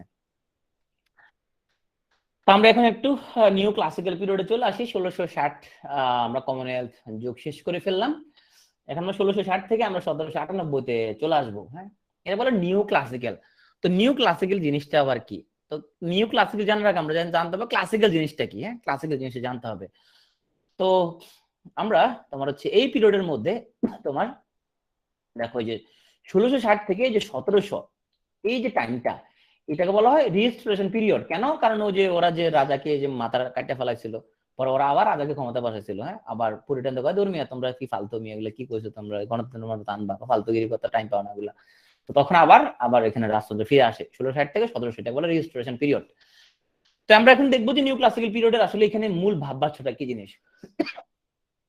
তো তোমার ক্লাসিক্যাল পিরিয়ডে তো তখন মানুষজন তখন ওরা বলা শুরু করছে যে তোমার আর্ট ফর আর্ট সেক, যে শিল্পের জন্য শিল্প, শিল্পের মধ্যে কোনো তোমার এখানে ধরো আমরা এখন কি বলি যে বলি যে ধরো নজরুল সে কি করছে, মানুষের জন্য সে লিখছে, যে বিদ্রোহ করছে, রাজতন্ত্র তোমার ব্রিটিশ রাজের বিরুদ্ধে সে লেখাজোখা করছে, তাই না? এবং মানুষের যেটা কাজে আসে, এরকম ব্যাপার স্যাপার ছিল। তো ক্লাসিক্যাল পিরিয়ডে যেটা ছিল শুধু আর্টস ফর আর্টস সেক, মানে শুধু চিত্রের মানে তোমার শিল্পের জন্য শিল্প, এটা কোনো মানুষজনকে কাজে লাগতে হবে, এটা কোনো ইউটিলিটি থাকতে হবে এরকম না। তো নিউ ক্লাসিক্যাল পিরিয়ডে ওরা ক্লাসিক্যাল ওই আর্ট ফর আর্ট সেক থেকে ওরা ফিরে আসলো। ওরা বললো যে না, আর্ট ফর হিউম্যানিটি সেক, যে মানুষের জন্য হবে শিল্প, শিল্পের জন্য শিল্প হবে না, মানুষের জন্য শিল্প হবে। তো ক্লাসিক্যাল শব্দটা প্রথম যে লোকটা ব্যবহার করে মার্বেল পোর্টেবল, না বিষয়টা আসলে আমার যা ধারণা ওই শেষ দিকে যখন সে বুড়ো হয়ে গেছে তখন ভালোবাসা তো মানে শরীরে আর কাটতেছে নাকি, এই জন্য সে বলছে যে আমরা এখন স্বর্গীয় ভালোবাসার দিকে এসে গেছিল ওই জন্য। তো ক্লাসিক্যাল শব্দটা প্রথম যে ব্যবহার করছে তোমার অলাস জেলিয়াস নামক এক ভদ্রলোক।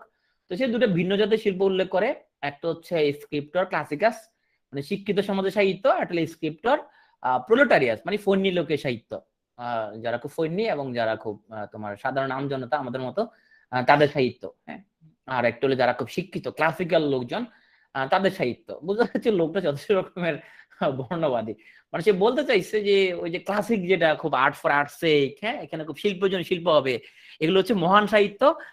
আর তোমার স্ক্রিপ্টর প্রোলেটারিয়া যেটা ফন্নি লোকের সাহিত্য যেটা, এটা হবে আর্ট ফর হিউম্যানিটির সেক, এখানে এরকম তোমার বিদ্রোহ মিদ্রোহ এইসব জিনিসপত্র থাকবে এখানে, এটা প্রাকৃতিক জনগণ মানে আমজনতা সাহিত্য। তো এই আমজনতা সাহিত্যটাকে বলা হয় তোমার নিউ ক্লাসিক্যাল সাহিত্য। প্রোলেটারিয়াস মানে যারা, প্রোলেটারিয়াস মানে যারা হচ্ছে শ্রমিক শ্রমজীবী মানুষ কাজ কাম করতে, যারা অত্যাচারিত ছিল মূলত, হ্যাঁ ধনীদের দ্বারা। একটা যে তোমরা দেখো যে উইলিয়াম শেক্সপিয়ার সে এত বড় সাহিত্যিক ছিল কিন্তু তার প্রত্যেকটা নাটক তোমার মঞ্চায়িত হয়েছে কোথায়? প্রধান পৃষ্ঠপোষক কে? রানী, তাই না? রাজ দরবারে তার সবকিছু কি হয়েছে? মঞ্চায়িত হয়েছে। তো রাজা রানীরা তার এগুলো দেখতে আসতো, সে ওরা সবাই আসলে তোমার এরকম রাজা রানীদের জন্যই নাটক সিনেমা, সিনেমা তো ছিল না তখন, এই যে নাটক কবিতা এগুলো রচনা করতো। তো আমরা এখন নিউ ক্লাসিক্যাল পিরিয়ড এসে দেখতে পাচ্ছি যে এখন আস্তে আস্তে আমরা রাজা রানী থেকে বেরিয়ে আসলাম, মানুষের কাছে একটু ফিরে আসলাম। তো এখন চলে আসলাম আমরা নিউ ক্লাসিক্যাল পিরিয়ডে। তো নিউ ক্লাসিক্যাল পিরিয়ডে আমরা যে প্রথম যে রাইটারের নাম আমরা আলোচনা করব তার নাম হচ্ছে স্যামুয়েল বাটলার। হ্যাঁ, ইংল্যান্ডে একটা খেলোয়াড় ছিল মনে হয়, তাই না? একটা ক্রিকেটার ছিল ইংল্যান্ডে, স্যামুয়েল বাটলার না, শুধু জর্জ বাটলার নাম ইংল্যান্ডের নাকি না আফ্রিকার, ভুলে গেছি।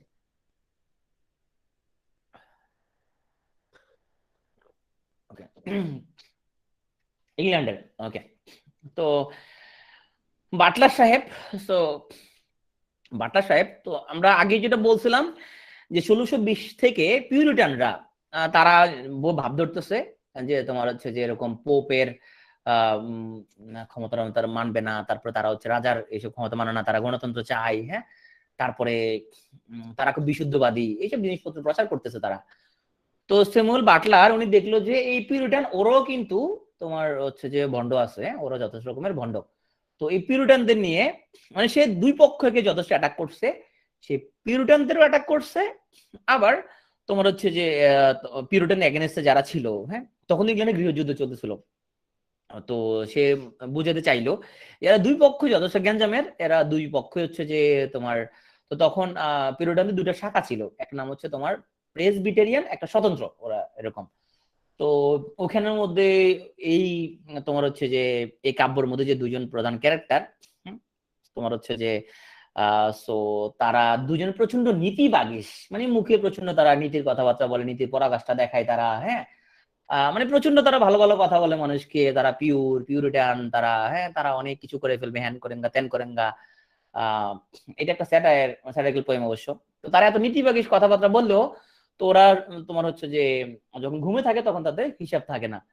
যখন তাদেরকে ধরে দেওয়া হয় যে বস আপনারা তো এরকম নীতিবাগী সেরকম কথাবার্তা বলেন, তা আপনাদের তো অপকর্মের প্রমাণ আছে, তো তখন তারা বলে যেগুলো এডিট করা যায়। তো বুঝা যাচ্ছে এখানে তোমার জর্জ জর্জ বাটলার না, সরি, স্যামুয়েল বাটলার এই যে হুডি ব্রাশ এই স্যাটারিক্যাল পোয়েমের মধ্যে এই তোমার যে পিউরিটানদের তাদের ভন্ডামি নিয়ে এসে যথেষ্ট রকমের একটা অ্যাটাক দেয়।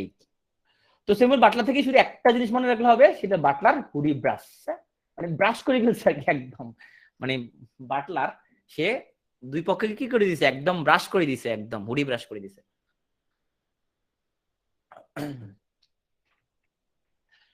তা আমরা এখন একটু জন বানিয়ানের কাছে চলে আসি।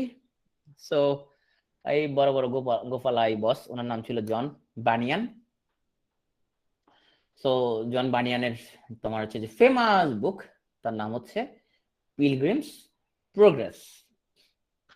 তো লোকটা সে অনেক ভালো লোক ছিল, তো সে একজন প্রিচার মানে ধর্ম প্রচারক ছিল, এবং তার পিলগ্রিমস প্রোগ্রেস তো ধর্ম প্রচারক যেহেতু, দেখো বানিয়ানের সাথে বেনিয়ান ট্রির একটা মিল আছে তাই না, বেনিয়ান ট্রি মিল আছে, তার মানে একটা খুব বানিয়ান লোকটা খুব শান্তশিষ্ট ধর্ম প্রচারক, হ্যাঁ। সো ধর্ম পিলগ্রিমস, পিলগ্রিমস মানে কি তীর্থযাত্রী, পিলগ্রিমস প্রোগ্রেস তার হচ্ছে বইয়ের নাম, তাহলে আমরা কিছুটা মনে রাখতে পারবো বানিয়ানের সাথে পিলগ্রিমস প্রোগ্রেস, হ্যাঁ তুমি বিএনপি দিয়ে মনে রাখতে পারো। সো বানিয়ানের সাথে তোমার হচ্ছে পিলগ্রিমস প্রোগ্রেস, হ্যাঁ। তো সে একটা কথা বলছে, in prayer it is better to have a heart without words than words without a heart. তো আমরা অনেক সময় দেখা যাচ্ছে এরকম, আমরা অনেক দেখি যে তারা এরকম মানে লোক দেখানো প্রার্থনা করে অনেকেই। তো এরকম যে লোক দেখানো প্রার্থনা করে, যে প্রার্থনার সাথে হৃদয়ের কোনো কি নাই, হৃদয়ের কোনো সংশ্লিষ্টতা নাই, এটা হচ্ছে তোমার যে প্রার্থনাতে কোনো শব্দ নাই, শব্দহীন প্রার্থনা কিন্তু হৃদয় সংশ্লিষ্ট, সেই প্রার্থনা কিন্তু অনেক বেটার বলে কবি এখানে রায় দিয়েছেন। তো আমরা এখন আসবো একটু জন ড্রাইডেনের কাছে, মানে এই লোকটা ড্রাই করে ফেলে সবকিছু, একদম খালতলি ফেলে আর কি। তো সাহিত্য সমালোচক ক্রিটিসাইজ করতেছে, একদম সব ড্রাই করে ফেলে, মানে যেটা ধরে সেটা ড্রাই করে ফেলে। তো আমরা যে মেটাফিজিক্যাল পোয়েট্রি যে টার্মটা নিয়ে আমরা আলোচনা করলাম, এটাই জন ড্রাইডেন একদম ড্রাই করে ফেলাইছে, ওই সে প্রথম এটা শুরু করে আর কি, এটা প্রথম সে ইউজ করে। তো জন ড্রাইডেনের ওনার এখানে লেখাজোখা থেকে আমরা অল্প কয়েকটা লেখা মনে রাখলেই হবে। তার মধ্যে নাম্বার 1 হচ্ছে অল ফর লাভ, সবকিছুই ভালোবাসার জন্য। তো অল ফর লাভ মূলত লেখা হয়েছিল ব্ল্যাঙ্ক ভার্স ব্যবহার করে। আমরা আগে বলেছিলাম ব্ল্যাঙ্ক ভার্স মানে হচ্ছে অমিত চাকর ছন্দ, মানে যেখানে কোনো কি যেখানে কোনো মিল নাই। তো ড্রাইডেনের মেজর যে ওয়ার্ডগুলো, all for love, the Indian emperor, তারপরে আরেকটা মনে রাখতে পারো তোমার হচ্ছে যে অ্যাবসালম এন্ড আর্কিটোফেল, এই তিনটা মনে রাখো, all for love, the Indian emperor, তারপরে অ্যাবসালম এন্ড আর্কিটোফেল, এই তিনটা মনে রাখো, ওকে। সো এই তিনটা ওনার অত্যন্ত বিখ্যাত গ্রন্থ। তো অল ফর লাভ এটা মূলত তোমার যে রোম যে সেনাপতি অ্যান্টনি এবং মিশরের যে রানী ক্লিওপেট্রার কাহিনী নিয়ে রচিত। সো ওদেরকে এরকম ভালোবাসাবাসি করতে ওদেরকে নিষেধ করলো, কিন্তু ক্লিওপেট্রা অ্যান্টনি তার পড়াশোনা পাওয়ার জন্য কিন্তু একদম তারা সবকিছু বিসর্জন দিতে পারবে, হ্যাঁ, ক্রিটিক ছিলেন। তো আসো আমরা একটু চলে আসি জন লকের কাছে। তো এতক্ষণ আমরা যে জ্ঞানগুলো অর্জন করলাম এগুলো এখন জন লক সবকিছু লক করে দিবে। তো জন লক তোমার হচ্ছে যে সে অক্সফোর্ড ইউনিভার্সিটির স্টুডেন্ট ছিল, কিন্তু সে আবার ডাক্তারি বিদ্য কিছুটা আবার প্র্যাকটিস করছে। এখন আসলে সে সব লক করেছে। দেখো সে কত বড় বড় মানে মানে তার রচনার নামই কত লম্বা লম্বা, an essay concerning human understanding, two treatises on government, some thoughts concerning education. হ্যাঁ, ও সবকিছু লক করে দিচ্ছে জ্ঞান গুলাকে সে। তো জন লক, অনেক লম্বা লম্বা নাম, আশা করি মনে থাকবে। তো এই যে দেখো কত লম্বা একটা বইয়ের নাম, মানে মানুষ নামই মনে রাখতে পারবে না। তো চলো আমরা এখন চলে আসবো। আমরা এখনো কিন্তু তোমার আমরা ধাপে ধাপে আমরা আমাদের আজকে ক্লাস যে 1798 সালের দিকে আমরা চলে যাচ্ছি। তো প্রথম আমরা 60 থেকে 1700 পর্যন্ত এই টাইমটা আমরা পড়লাম, রেজিস্ট্রেশন পিরিয়ড। আমরা আজকে আমরা শুরু করেছিলাম মূলত জ্যাকোবিয়ান পিরিয়ড দিয়ে, যেটা ছিল আমাদের 1625 পর্যন্ত। তো 25 থেকে আমরা 49 পর্যন্ত পড়লাম ক্যারোলিনিস। এরপর 49 থেকে তোমার 60 পর্যন্ত বললাম কমনওয়েলথ। তারপরে 60 থেকে আবার 1700 পর্যন্ত আমরা দেখলাম মানুষজন করলে আমাদের রাজা আমাদেরকে দিয়ে দাও, এইসব গণতন্ত্র মনতন্ত্র আমাদের লাগবে না, রেজিস্ট্রেশন পিরিয়ড। আমরা এখন অগাস্টান পিরিয়ডে চলে আসবো। তো দেখো এতক্ষণ যে বিভিন্ন রাজাদের কথাবার্তা বলা হচ্ছে, ওরা তখনকার রাজারা ছিল। এই অগাস্টান ও কিন্তু তোমার যে তখন কোন রাজা ছিল না। হ্যাঁ, তো এই অগাস্টান পিরিয়ডে তোমার হচ্ছে যে প্রথম যে ফার্স্ট ইংলিশ ডেইলি, তার নাম দ্য ডেইলি কোরান, এটা প্রথম পাবলিশ হয় অগাস্টান পিরিয়ডে। তো এই সময় একটা গুরুত্বপূর্ণ যুদ্ধ সংঘটিত হয় ব্রিটেন এবং ফ্রান্সের সাথে, যেখানের মধ্যে তোমার ব্রিটেন জয়লাভ করে। এটা 7 বছর ব্যাপী একটা যুদ্ধ, 7 ইয়ার ওয়ার নামে এই যুদ্ধটা পরিচিত। তো এই অগাস্টাস মূলত ফার্স্ট রোমান এম্পেরর। তো এই অগাস্টান পিরিয়ডের তোমার হচ্ছে স্কাল্পচার ও সময় রাইটাররা যে যে তোমার তাদের যে শিল্প কৌশল ছিল, এটা এই পিরিয়ডের সাহিত্যিকটা ফলো করছে, এই জন্য এটাকে অগাস্টান পিরিয়ড বলা হয়। ঠিক আছে। তো আমরা এখন এই সময়ের সবচেয়ে বড় যেই রাইটার এবং যার নামে এই এই যুগটাকে বলা হয় the age of Pope, Alexander পোপের নামে এই সময়ের সবচেয়ে খ্যাতিমান যে রাইটার, তার নাম হচ্ছে আলেকজান্ডার পোপ। আমরা হচ্ছে যে এখন অগাস্টাইন পিরিয়ডের প্রথম যে রাইটার আমাদের তার তিনি পড়ি, তার নাম ড্যানিয়েল ডিফো। তো ড্যানিয়েল ডিফোর কথা মনে পড়লে আমাদের ছোটবেলা রবিনসন ক্রুশোর কথা আসলে মনে পড়ে যায়। উনি একজন বিখ্যাত ঔপন্যাসিক। সে ছিল তোমার রাইটার, সাংবাদিক, তারপরে প্যামফ্লেটিয়ার, তারপরে ইয়া লিখতো যে তোমার আহ রাজনৈতিক যে লিফলেট লিখে না, ওই টাইপসের প্যামফ্লেট লিখতো সে। পলিটিক্যাল অ্যাক্টিভিস্ট, অনেক কিছু ছিল সে। তো আমরা ড্যানিয়েল ডিফোর সাথে মনে রাখতে হবে রবিনসন ক্রুসো। ছোটবেলা আমরা অনেকেই পড়েছিলাম যে এখানের মধ্যে রবিনসন ক্রুসো সেই উপন্যাসের প্রধান ক্যারেক্টার। সে একটা মধ্যবিত্ত পরিবারে জন্মায়, কিন্তু সে চাইছিল তোমার হচ্ছে যে তার বাবা চাইছিল সে লতে পড়ুক, কিন্তু রবিনসন ক্রুসো বললো যে না, আমি সমুদ্র ভ্রমণ করব। তোমরা জানি যে রবিনসন ক্রুসো যখন সমুদ্র ভ্রমণে বের হয় তো ভয়ঙ্কর ঝড়ে জাহাজটা ধ্বংসপ্রাপ্ত হয়, এবং সেটা কাহিনী নিয়ে রবিনসন ক্রুসো সে একটা দ্বীপে উঠে, এবং সেই দ্বীপের কাহিনী নিয়ে রবিনসন ক্রুসোর কাহিনী। তো আমাদের ড্যানিয়েল ডিফোর পরের যেই তোমার হচ্ছে যে নোবেল, সেটার নাম হলো রোকসানা। আশা করি আমাদের ক্লাসে রোকসানা নামে কেউ নাই, থাকলেও তোমাকে না, এটা আরেকটা রোকসানা, তখনকার আমাদের একটা রোকসানা ছিল, তাকে নিয়ে লিখছে এটা। তুমি আবার তোমাকে মনে রাখার কোনো মানে তোমাকে মনে করার কোনো কারণ নাই। তো ড্যানিয়েল ডিফো তার যে রবিনসন ক্রুসো যেহেতু লিখছে, তো দ্য লাইফ অ্যাডভেঞ্চার এন্ড তোমার হচ্ছে যে পাইরেসিস অফ দ্য ফেমাস ক্যাপ্টেন সিঙ্গলটন, তা বোঝা যাচ্ছে সে এরকম তোমার সমুদ্রে যেসব নাবিক টাবিক বেড়েছে এদেরকে নিয়ে তার কাজ কারবার। এবং কর্নেল জ্যাক, এটাও তার একটা অ্যাডভেঞ্চার ক্লাসিক। আমরা তোমার রবিনসন সে রোকসানাকে বিয়ে করার জন্য ক্যাপ্টেন কর্নেলকে সাথে নিয়ে গেলাম, আমরা মনে রাখতে পারবো আশা করি রবিনসন ক্রুসো, তাহলে রোকসানা, ক্যাপ্টেন সিঙ্গলটন এবং কর্নেল জ্যাক। আমরা কিন্তু চলাম জোনাথন সুইফটে।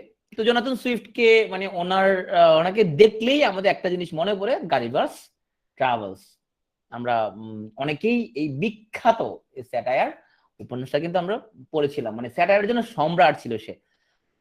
তো এটাকে তোমার হচ্ছে যে ভয়ঙ্কর জনপ্রিয় একটা তোমার স্যাটারিক্যাল নভেল ছিল জোনাথন সুইফটের লেখা।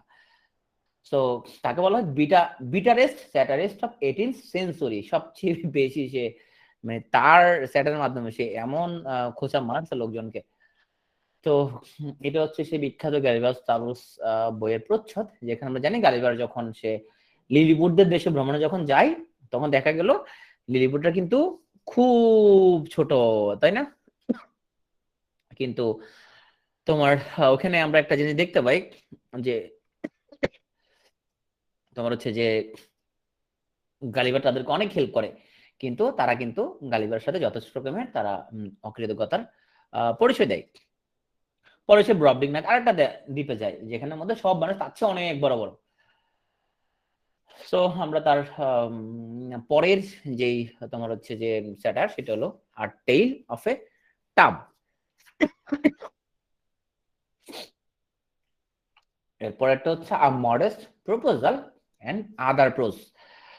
সো আমরা জোনাথন সুইফটের এখান থেকে আমরা যে কটা মনে রাখবো, দ্য ড্রেপিয়ার্স লেটার্স এবং the battle of the books. তো গালিবার তার প্রপোজাল লেটার বইয়ের মাঝে লুকিয়ে রাখলো, হ্যাঁ, তার প্রপোজাল লেটার বইয়ের মধ্যে লুকিয়ে রাখলে এটা মনে রাখলে আমরা মনে রাখতে পারবো। তো গালিবার ট্রাভেলস, প্রপোজাল হচ্ছে মডেস্ট প্রপোজাল, লেটার হচ্ছে ড্রেপিয়ার্স লেটার, বুক হচ্ছে দ্য ব্যাটল অফ বুক। নামগুলো শুনলে মনে হচ্ছে তো এখানের মধ্যে কিছু একটা স্যাটায়ার আছে না? ওকে, সো আমরা এখন চলে আসবো উইলিয়াম কনগ্রিভ। তো উইলিয়াম কনগ্রিভ এই লোকও যথেষ্ট রকম বিখ্যাত, এবং তার the way of the world একটা তার মাস্টারপিস একটা রাইটিং। তো সে লোক ছিল তোমার, হ্যাঁ, তো সে মূলত তোমার সে ছিল জোনাথন সুইফটের ফ্রেন্ড।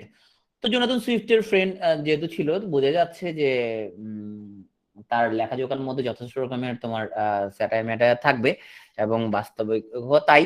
এবং তার যে লেখাজোখা সেখানে মধ্যে যথেষ্ট রকম হাস্যরসিকতা এবং এই যে ব্যঙ্গ বিদ্রুপ, হ্যাঁ, মার্জিত ভাষায় অবশ্যই উইলিয়াম কনগ্রিভের লেখায়।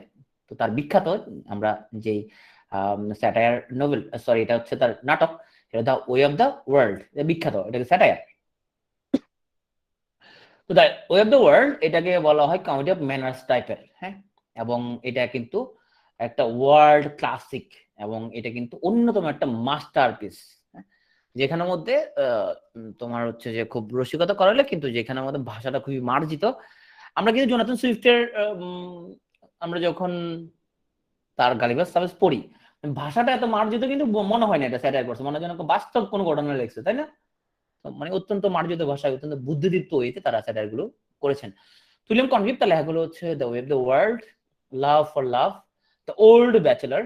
আমরা জানি যে ঢাকা শহরের বাড়িওয়ালাদের প্রধান যে শত্রু সেটা হচ্ছে ব্যাচেলার, দ্য ডাবল ডিলার এবং দ্য মর্নিং ব্রাইড। মানে ব্রাইড হচ্ছে যে তোমার হচ্ছে যে কান্নাকাটি করতেছে ব্রাইডটা না, আমরা অনেক সময় দেখি এরকম তোমার তোমার মেয়েরা দেখা যাচ্ছে সে কি ওর পছন্দ ছেলেকে বিয়ে করছে, আবার বিয়ের দিন কান্নাকাটি করতেছে। আচ্ছা যাই হোক, আমি জানি না এটা কেন কান্নাকাটি জানি করতেছে। আমার বউ আমার বিয়ের দিন খুব কান্নাকাটি করছে, আমি বললাম তুমি কান্নাকাটি কেন করতেছো, তুমি তো আমাকে জেনে শুনে বিয়ে করছো, কাঁদতেছো কেন? বলেই তুমি চুপ করো তুমি এখানে বোধহয়। আমি এটা আস্তে আস্তে বললাম, তুমি, আমি তো ভয় পেয়ে গেছি প্রথমে যে প্রচন্ড কান্নাকাটি করতেছে। আস্তে আস্তে বললাম তুমি তো আমাকে জেনে শুনে বিয়ে করছো, তো কান্নাকাটি কেন করতেছো? হ্যাঁ, তো ওকে চুপ করো তুমি। এটা নিয়ম, এবার কান্নাকাটি করতে হয়। পরে গাড়িটা কান্নাকাটি করতেছে, মানে খুব দুঃখজনক একটা কাজ কারবার আর কি। দেখ আমরা এরকম মর্নিং ব্রাইড আমরা চাই না কান্নাকাটি করুক। আচ্ছা কান্নাকাটি করা ঠিক আছে, ঠিক আছে, গাড়িতে বমি না করলে হয়, কি বলো? গাড়িতে বমি না করলে হয়, কান্নাকাটি করুক সেটা ঠিক আছে, অসুবিধা নেই। মাইক্রোতে বমি করলে একটু সমস্যার একটা ব্যাপার।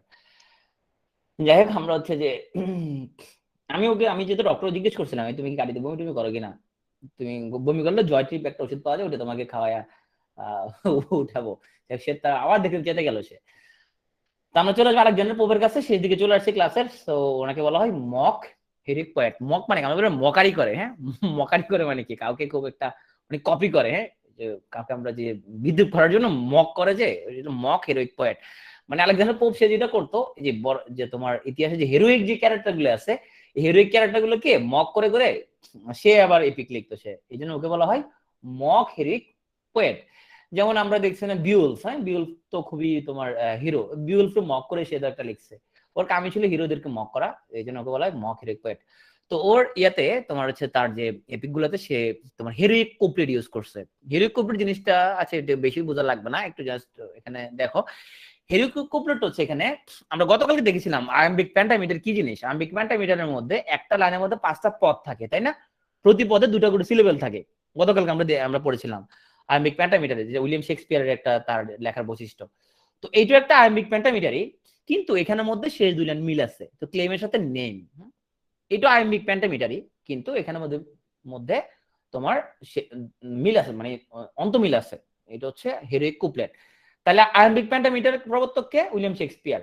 আর যদি হয় মানে কে ইউজ করছে? William Shakespeare. আর যদি বলে হিরোইক কুপলেট কে ইউজ করছে, তাহলে এটা হচ্ছে তোমার পোপ। ওকে। সো না, ফুল স্ট্যান্সা এটা না, এটা গতকালকে আমরা বলেছিলাম যে তোমার পেন্টামিটার একটু দেখে নিও। সো আলেকজান্ডার পোপ তোমার হচ্ছে the rape of the lock, এবং এটা তার বিখ্যাত তোমার হচ্ছে যে টেপিক। তারপরে অ্যাসন ক্রিটিসিজম, এটা একটা তোমার হচ্ছে এটা অবশ্য তোমার তার প্রবন্ধের বই তোমার। এবং তার একটা গুরুত্বপূর্ণ যে কাজ সেটা হচ্ছে সে হোমারের ইলিয়াডকে ট্রান্সলেট করেছিল। সো আমরা পোপ থেকে 3টা কাজ যদি মনে রাখতে পারি, তো তার প্রথম হচ্ছে তার যে বিখ্যাত যে এপিক সেটা হচ্ছে the rape of the lock. এটা একটা কমিক টাইপের এপিক কিন্তু, হ্যাঁ, কারণ সে তো এখানে মকারি করছে। সেকেন্ড হচ্ছে অ্যান অ্যাসিয়ন ক্রিটিসিজম। সো এটাও তার একটা বিখ্যাত ওয়ার্ক, এবং এটা একটা প্রবন্ধের বই মূলত। আর উনি কিন্তু একটা অনুবাদ, যেটা হচ্ছে হোমারের ইলিয়াডটা অনুবাদ করেছিলেন, এবং এটাও বিখ্যাত কাজ। So essay on man and other poems, এটা একটা কবিতার বই, এটা খুব বিখ্যাত। তো আমরা চলে আসবো আলেকজান্ডার পোপের তার কিছু ডায়লগের মধ্যে আমরা চলে আসবো। তো তার বিখ্যাত ডায়লগ হচ্ছে little learning is the dangerous thing, অল্প বিদ্যা ভয়ঙ্করী। এবং তোমরা যদি কখনো দেখা যাচ্ছে তুমি তোমার ধরো প্রেম করতেছো, তুমি আরেক জায়গায় আরেকজনের সাথে লাইন মারতেছো, তুমি প্রেমিকা ধরে ফেলছো, তখন তুমি তারা যাই বলবা যে পোপ তো বলে গেছিল to err is human, to forgive is divine, ভুল হচ্ছে মানবীয়, ক্ষমা হচ্ছে স্বর্গীয়। তুমি এই ডায়লগটা মেরে দিবা পোপের। পোপ তো এটা তো আগে বলে গেছিল, তুমি আসলে তুমি কি চাও না স্বর্গীয় একটা আচরণ করতে? তুমি আমাকে ক্ষমা করে দাও না, তুমি এভাবে আবার তুমি ফিরে আসবে কথাগুলো বলে। তাহলে জন্য পোপ একটা কথা বলছিল যে fools rush in where angels fear to tread. তো আজকে যারা তোমরা আমাদের সাথে ফেসবুক লাইভে জয়েন করছো, এবং যারা গুগল মিটে আসছো, তোমরা কেউ যাও না, আমাদের ক্লাসের শেষে খুব ছোট্ট একটা চ্যাম্পিয়নশিপ হবে। আজকে কোশ্চেন মাত্র 21টা কোশ্চেন, 5 মিনিটের মধ্যে শেষ হয়ে যাবে। সেরা 3 জনের জন্য রয়েছে পিটিওর সৌজন্যে পরিবেশ বন্ধু গাছ। তাহলে যেন পোপ যেটা বলছে, fools rush in where angels fear to tread. তো এটাকে আমরা যদি বাংলা করি, হাতি করা গেল থল, পিঁপড়া বলে কত জল, তাই না? সো যেখানের মধ্যে তোমার হচ্ছে যে অ্যাঞ্জেলরা যেখানে যে ভয় পায়, যেখানে বোকারা সেখানের মধ্যে ঝাঁপায়া পড়ে। হাতি করা গেল তল, পিঁপড়া বলে কত জল। তো আমরা এখন ক্লাসের শেষ দিকে চলে আসছি মোটামুটি। সো আমরা এখন একটু পড়বো স্যামুয়েল রিচার্ডসন।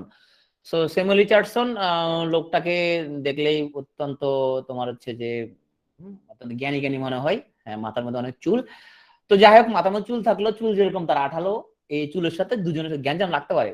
ওনার নাম হচ্ছে যে স্যামুয়েল রিচার্ডসন, এবং ওনার সাথে তোমরা হচ্ছে যে যার সাথে গ্যাঞ্জাম লাগাবা তার নাম হচ্ছে স্যামুয়েল জনসন। দুজনকে আলাদা করে মনে রাখতে হবে। ওর লোকের নাম হলো স্যামুয়েল রিচার্ডসন। রিচার্ডসন কি করছে?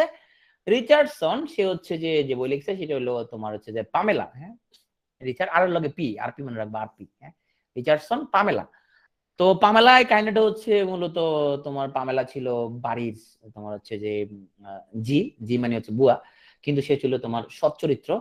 তো এখানে তোমার হচ্ছে যে গৃহকর্তার যে ছেলে ছেলে একটু লুল ছিল আর কি। লুল মানে তো বুঝছো না, একটু লুলা টাইপের।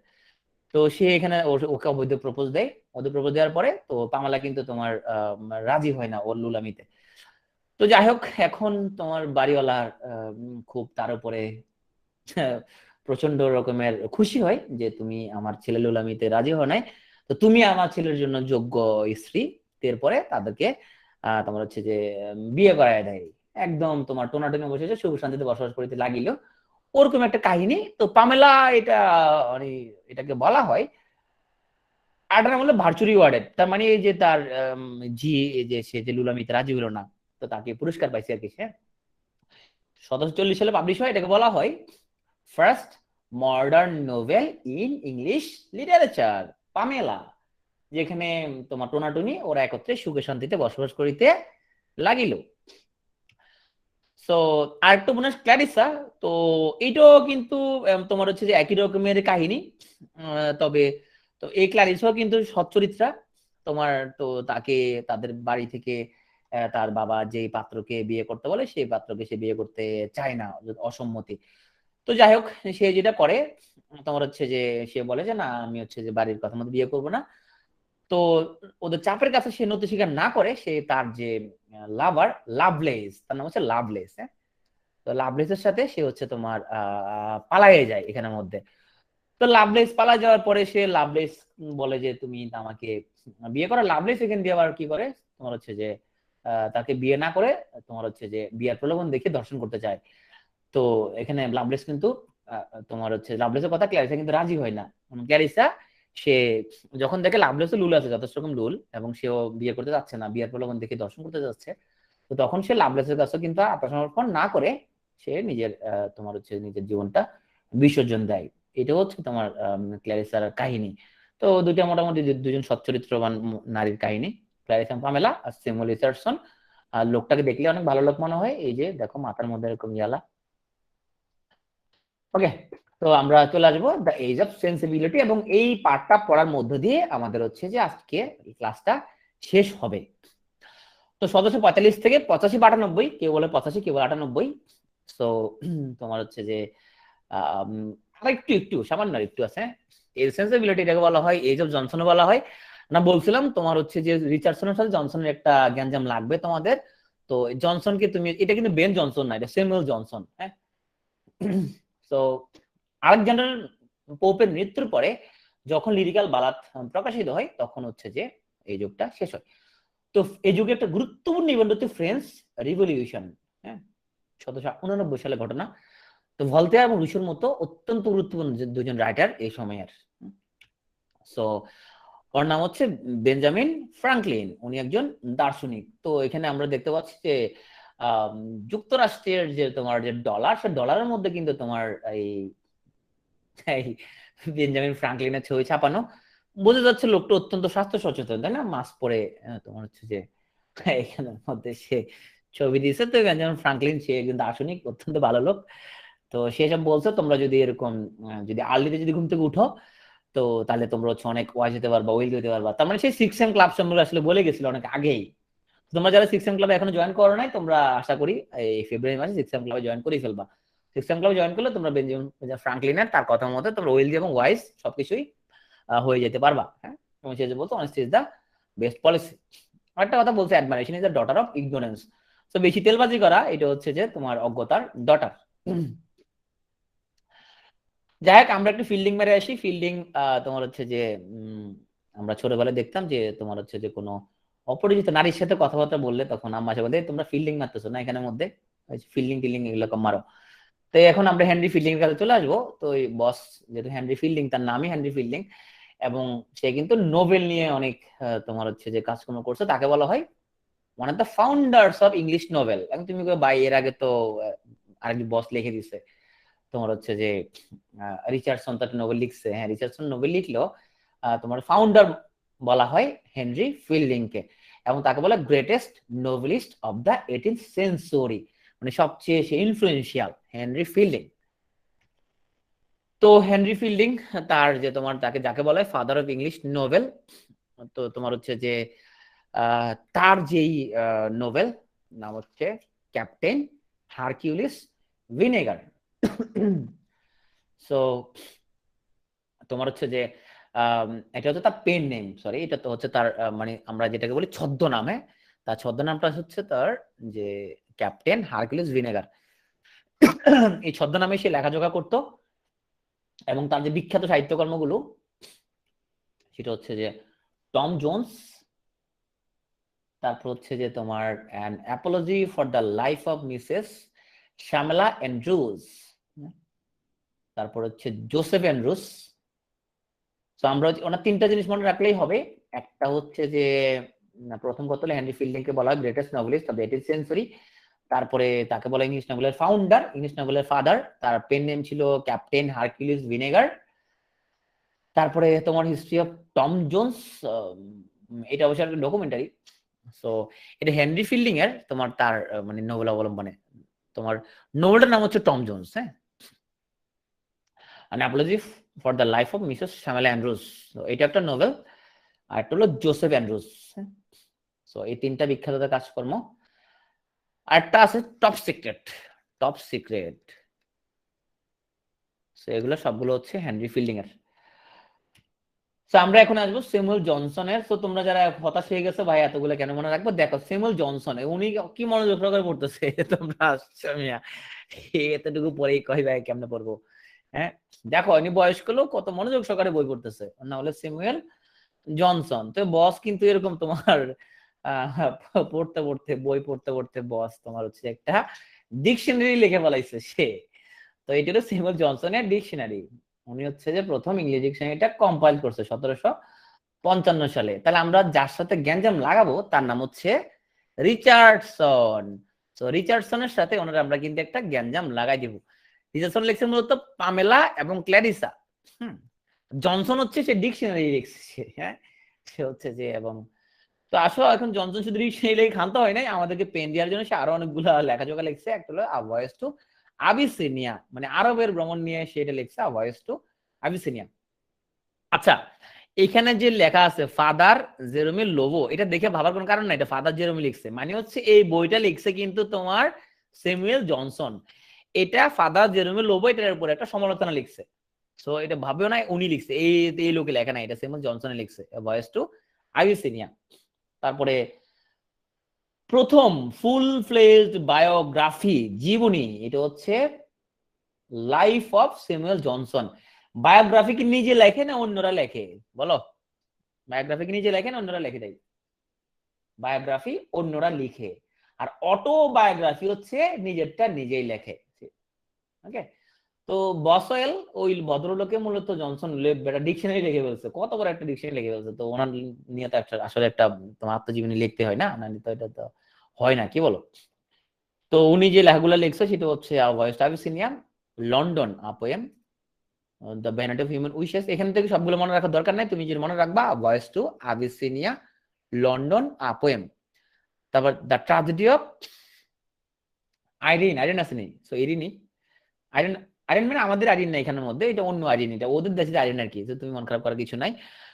শেক্সপিয়ারের উপরে সে লিখছে প্রিফেস টু শেক্সপিয়ার, বোঝা যাচ্ছে বস লোক না, অত্যন্ত বস লোক। তো সে তোমার হচ্ছে যে ডিকশনারি লেখে ক্ষান্ত হয় না, সে আর গুরুত্বপূর্ণ কিছু লেখাজোখা লিখছে। ভয়েস টু আবিসিনিয়া গুরুত্বপূর্ণ রাইটিং, লন্ডন আ পোয়েম, এবং দ্য ট্রাজেডি অফ আইরিন, আইরিনের জীবনের ট্রাজেডি নিয়ে। সম্ভবত আইরিন জনসনের ডিকশনারি মুখস্থ করতে যায় কোন একটা ট্রাজেডি হয়ে গেছিল, প্রিফেস টু শেক্সপিয়ার। হ্যাঁ অনেক হাকার বলতেছে শেক্সপিয়ারকে, রাইট। তো বোঝা যাচ্ছে এই লোক আসলে আমাদেরকে যথেষ্ট পেইন দিছে, এরকম দেখো সে তোমার হচ্ছে যে আজকে তোমাদের যে পরীক্ষাটা হবে পরীক্ষাটা তোমরা হচ্ছে যে কোশ্চেন দেখে ভাবার মানে তোমরা হতাশ হও না, কোশ্চেন গুলো খুব সহজ, মানে অনেক কিছু থাকলেও ওগুলো তোমরা পারবা আসলে, মানে এই লোকের এইভাবে দেখে তোমার মানে হতাশার কোনো কারণ নাই। আমরা এখন থমাস গ্রে এর কাছে চলে আসবো। থমাস গ্রে নিয়ে তোমার খুব বেশি কিছু পড়ার দরকার নাই। থমাস গ্রে সময় একটা কথা মনে রাখবা, এই লোক তোমার হচ্ছে যে একটা এলিজি লিখছে, এলিজি না কান্ট্রি টার্সিয়াট, এটা হচ্ছে এই লোকটা লিখছে, এবং এটা নিউ ক্লাসিক্যাল যুগ এবং রোমান্টিক যুগের মধ্যে একটা বন্ধন, হ্যাঁ কারণ আমরা জানি সামনে একটা রোমান্টিক ব্যাপার স্যাপার ঘটবে। তো এলিজি না, এলিজি রিটেন না কান্ট্রি টার্সিয়াট, এটা থমাস গ্রের একটা লেখা। Ode on the death of a favourite cat. তো এখানে মূলত কবি তোমার যেটা বুঝাতে চাইছে যে তোমার হচ্ছে যে এখানে খুব সোনালী মাছ দেখা যাচ্ছে না, সোনালী মাছ দেখা যাচ্ছে। তো এখানে সোনালী মাছ না, আজকে রোমান্টিক করবো না, আজকে আবার বেশি রোমান্টিক পড়ে গেলে আবার রাতে ঘুমাতে পারবো না, আজকে যেখানে আছে এখানে থাকি আমরা, অলরেডি অনেক রোমান্টিক কথাবার্তা হয়ে গেছে। তো এখন ওর ফেভারিট ক্যাট, এখানে সোনালী মাছ দেখে এর মধ্যে ঝাঁপাই পড়ে গেছে, আমার পড়ার পরে তো ক্যাট বেচারি মারা গেছে আর কি। তো মারা যাওয়ার পরে সে খুব তার বিড়ালের শোকে কাতর হয়ে সেটা লিখছে ode on the death of favourite cat. এটা তারা মূলত সে বুঝাতে চাইছে এখানের মধ্যে যে আমাদের হচ্ছে যে রমণীরা নারীদেরকে হুঁশিয়ার করছে সে। তো নারীরা যাতে এরকম তোমার কি বলবো মানে প্রতারণা শিকার না হয় আর কি, মানে খুব চাকচিক্যর মোহে না পড়ে বিড়ালের মতো ভুল পদক্ষেপ যাতে তোমার হচ্ছে যে না গ্রহণ করে। যেসব বলছে চকচক সব জিনিসই কিন্তু তোমার গোল না, অনেক সময় মেয়েরা এরকম চাকচিক্যের মোহে পড়ে যায়, পরে অনেক সময় এরকম ওরা ভুল করে। হ্যাঁ বলছে সবসময় তুমি এরকম চাকচিক্য না পড়ে ভালো ভালো ছেলেদের সাথে মিশবো আর ভালো ছেলেদের দিকে তোমার হচ্ছে যে নজর দিবা, এটা হচ্ছে যে তোমার থমাস গ্রের ode on the death of favourite cat. আমরা চলে আসবো অলিভার গোল্ড স্মিথ। তো লোকটার নাম শুনে মনে হচ্ছে তোমার অত্যন্ত মানে গুরুত্বপূর্ণ কাজকর্ম হবে। দেখো সে ঝুঁকে ঝুঁকে তোমার কি জানি কি লিখতেছে। সো অলিভার গোল্ড স্মিথ থেকে শুধু একটা জিনিস মনে রাখলে হবে, সেটা হলো দ্য ভাইকার অফ ওয়েকফিল্ড। হ্যাঁ, এটা মনে রাখলেই হবে। তো গোল্ড স্মিথ ভাই একটা কথা বলছে, সেটা বলছে যে handsome is that handsome does. হ্যাঁ, ছেলেরা তোমরা যদি আসলে শুধু চেহারা হ্যান্ডসাম হলে হবে না, হ্যান্ডসাম কাজকর্ম যদি করতে পারো তাহলে তুমি আসলে হ্যান্ডসাম হতে পারবে। অলিভার গোল্ড স্মিথ, হ্যাঁ, অত্যন্ত ভালো একজন লোক। তো আমরা এখন একটা এডমন্ড বার্কের কাছে চলে আসি, শেষ দিকে চলে আসছি ক্লাসের। বার্ক তার বিখ্যাত যে লেখা সেটা হলো স্পিচ অন ইস্ট ইন্ডিয়া বিল। তোমরা জানো যে কোম্পানি যখন আমাদের ভারতীয় মহাদেশে শাসন করে, তো তারা তো এখানে আকাম করতো। তখন ব্রিটিশরা তারা তাদের ওইখানে যে লোকগুলা খারাপ দুষ্ট প্রকৃতির, ওদেরকে তারা উপনিবেশ সামলানোর জন্য পাঠাইতো। এগুলো তো এমনিতে তোমার গুন্ডা বাটপার টাইপের।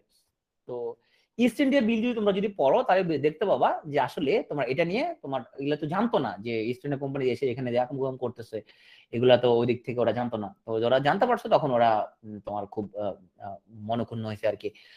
তো ইস্ট ইন্ডিয়া বিল এটার উপরে স্পিচটা দিয়েছিল এডমন্ড বার্ক। উনি ছিল একজন পার্লামেন্টেরিয়ান। সো এমপি ছিল সে, এবং সে অথর এবং ফিলোসফার, অনেক কিছু ছিল সে। তো ওনার স্পিচ অন ইস্ট ইন্ডিয়া বিল এটা মনে রাখলে হবে, এডমন্ড বার্ক। তো এই লোকের নাম হচ্ছে যে তোমার, তার উপাধি হচ্ছে ফাদার অফ কনজারভেটিজম। এই লোক যেটা বলছে যে তোমার এই যে চারিদিকে যে বিপ্লব এগুলো শুরু হচ্ছে, এটার তোমার আজ যদি ইউরোপে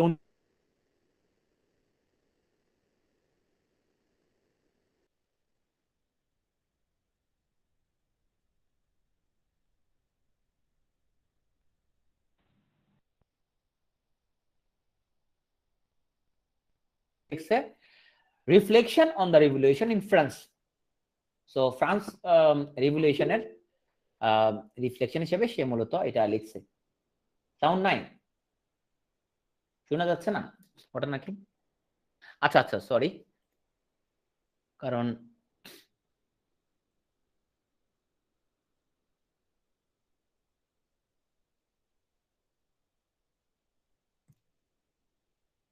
শোনা যাওয়ার তো কথা। ওকে, ঠিক আছে, ওকে। ওকে, আচ্ছা, বার্কের কথা যেটা বলতেছিলাম, সো তোমরা যেটা জানো যে ইস্ট ইন্ডিয়া কোম্পানিকে এখানে যখন ওরা পাঠাইছে এবং উপনিবেশগুলো দেখার জন্য ব্রিটেন থেকে যারা আসতো, এরা কিন্তু এখানে অনেক রকম মাকাম বুকাম করতেছিল। তো ইস্ট ইন্ডিয়া বিলের মধ্যে কিন্তু এটা বিস্তারিত ছিল। ওটা কিন্তু ওইদিকে রানী কিন্তু জানতে পাইতো না যে এখানে ওরা কি আকাম কুকাম করতেছে, এবং ওরা মনে করে এটা ওদের একটা বড় ধরনের ভুল ছিল যে দুষ্ট দুষ্ট খারাপ খারাপ লোকগুলোকে উপনিবেশ সামলানোর জন্য পাঠানো। এই জন্য ওরা উপনিবেশ গুলো ধরে রাখতে পারে নাই, যেহেতু এখানে সুশাসন প্রতিষ্ঠা করতে পারে নাই। যেমন বার্কের উপরে একটা স্পিচ দেয়, সে ছিল একজন পার্লামেন্টারিয়ান। আচ্ছা, তোমরা জানো যে ফ্রেঞ্চ রিভলিউশন পুরো ইউরোপের গতিপথে পাল্টা দিচ্ছে, পুরো ইউরোপের মানে ইতিহাসটা নতুন করে শুরু হয়েছে। তো এখন এডমন্ড বার্ক চিন্তা করলো যে রেভলিউশনের হাত থেকে ইংল্যান্ডকে বাঁচাতে হবে, যে আমাদের সমাজের মধ্যে এই রেভলিউশনের আঁচ যাতে না পড়ে। তো সে এটা পক্ষপাতী ছিল যে যে ট্রেডিশনাল যে তোমার যে মূল্যবোধ সেটাকে রক্ষা করতে হবে। তো ওকে বলা হয় ফাদার অফ কনজারভেটিজম। তো ফ্রেঞ্চ রেভলিউশনের উপরে যে রিফ্লেকশনটা সে লিখছে, reflection on the revolution in France. তো আমরা চলে আসবো আজকের আমাদের শেষ সাহিত্যিক, তার নাম হচ্ছে লিনলে মারে। তাকে বলা হয় ফাদার অফ ইংলিশ গ্রামার। তো এই যে লোক লিনলে মারে, মানে এই লোক যে আজ থেকে 200 বছর আগে যে গ্রামার বই লিখছে, এই গ্রামারটা আমাদেরকে এখনো মারে, তাই না? এই লোক যে তোমার হচ্ছে যে মারের মার কিন্তু এখনো চলমান। এখনো গ্রামার পড়তে গিয়ে আমরা অনেক জ্ঞান জাম লাগাই দেই। তো মারে কিন্তু এখনো আমাদেরকে অনেক মেরেই চলেছে। মারে যদি গ্রামার বইটা না লিখতো, তো আমাদের কিন্তু এরকম পরিণতি হতো না। আজকের শেষ, সরি আরেকজন মাত্র আছে, শেষ শেষ। তাহলে উইলিয়াম ব্লেক। উইলিয়াম ব্লেক সে ছিল তোমার একই সাথে তোমার ছিল সে, মানে লোকটা দেখো চেহারাটা কত সুন্দর, নাদুস নুদুস একটা চেহারা। সে একই সাথে ছিল কবি এবং সে চিত্রকর। এ চলে গেছে কয়েকজন, শেষ উনি শেষ। এবং তাকে বলা হয়, আমরা কিন্তু কালকে থেকে রোমান্টিসিজম পড়বো, 1798 থেকে রোমান্টিসিজম শুরু। তাকে বলা হয় প্রিকারসর অফ রোমান্টিসিজম, একই সাথে পোয়েট এবং আর্টিস্ট। তো তার রচিত দুটো বিখ্যাত গ্রন্থ হলো সংস অফ ইনোসেন্স এবং সংস অফ এক্সপেরিয়েন্স। হ্যাঁ, এই হচ্ছে সংস অফ ইনোসেন্স এবং সংস অফ এক্সপেরিয়েন্স। ও, সে আবার স্বর্গ এবং নরকের মধ্যে কিন্তু বিয়ে পড়াই দিছে, the marriage of heaven and hell, William ব্লেকের। সো তার একটা বই হচ্ছে the four Zoas of William Blake. আমরা মনে রাখতে পারি যে মিল্টনের বিয়েতে তোমার ব্লেক 4টা গান গেয়েছিল।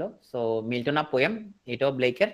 The marriage of heaven and hell, এটা ব্লেকের। তারপর 4টি হলো দ্য ফোর জোয়াস এবং songs of innocence and songs of experience, এগুলো সব ব্লেকের। সো ব্লেকের একটা বিখ্যাত art work, so if tempted by serpent, এটাও ব্লেকের একটা আর্ট ওয়ার্ক, যেখানের মধ্যে এ হচ্ছে অ্যাডাম, এ হচ্ছে ইভ, এবং সার্পেন্টের সাথে দেখানো হয় দুজনকে। আমার একটা খুব ফেভারিট চিত্রকর্ম, এবং থ্যাংক ইউ। তো আমরা এখন হচ্ছে যে থ্যাংক ইউ স্লাইড চলে আসছে, আমরা চলে যাবো এখন আমাদের কাউ চ্যাম্পিয়নশিপে। তো তোমরা এতক্ষণ যারা আছো, যে জিনিসটা ওয়েট করতেছো, তো যথারীতি আমাদের আজকে যারা হচ্ছে যে আমাদের প্রথম দ্বিতীয় তৃতীয় হবে, তাদের জন্য রয়েছে পরিবেশ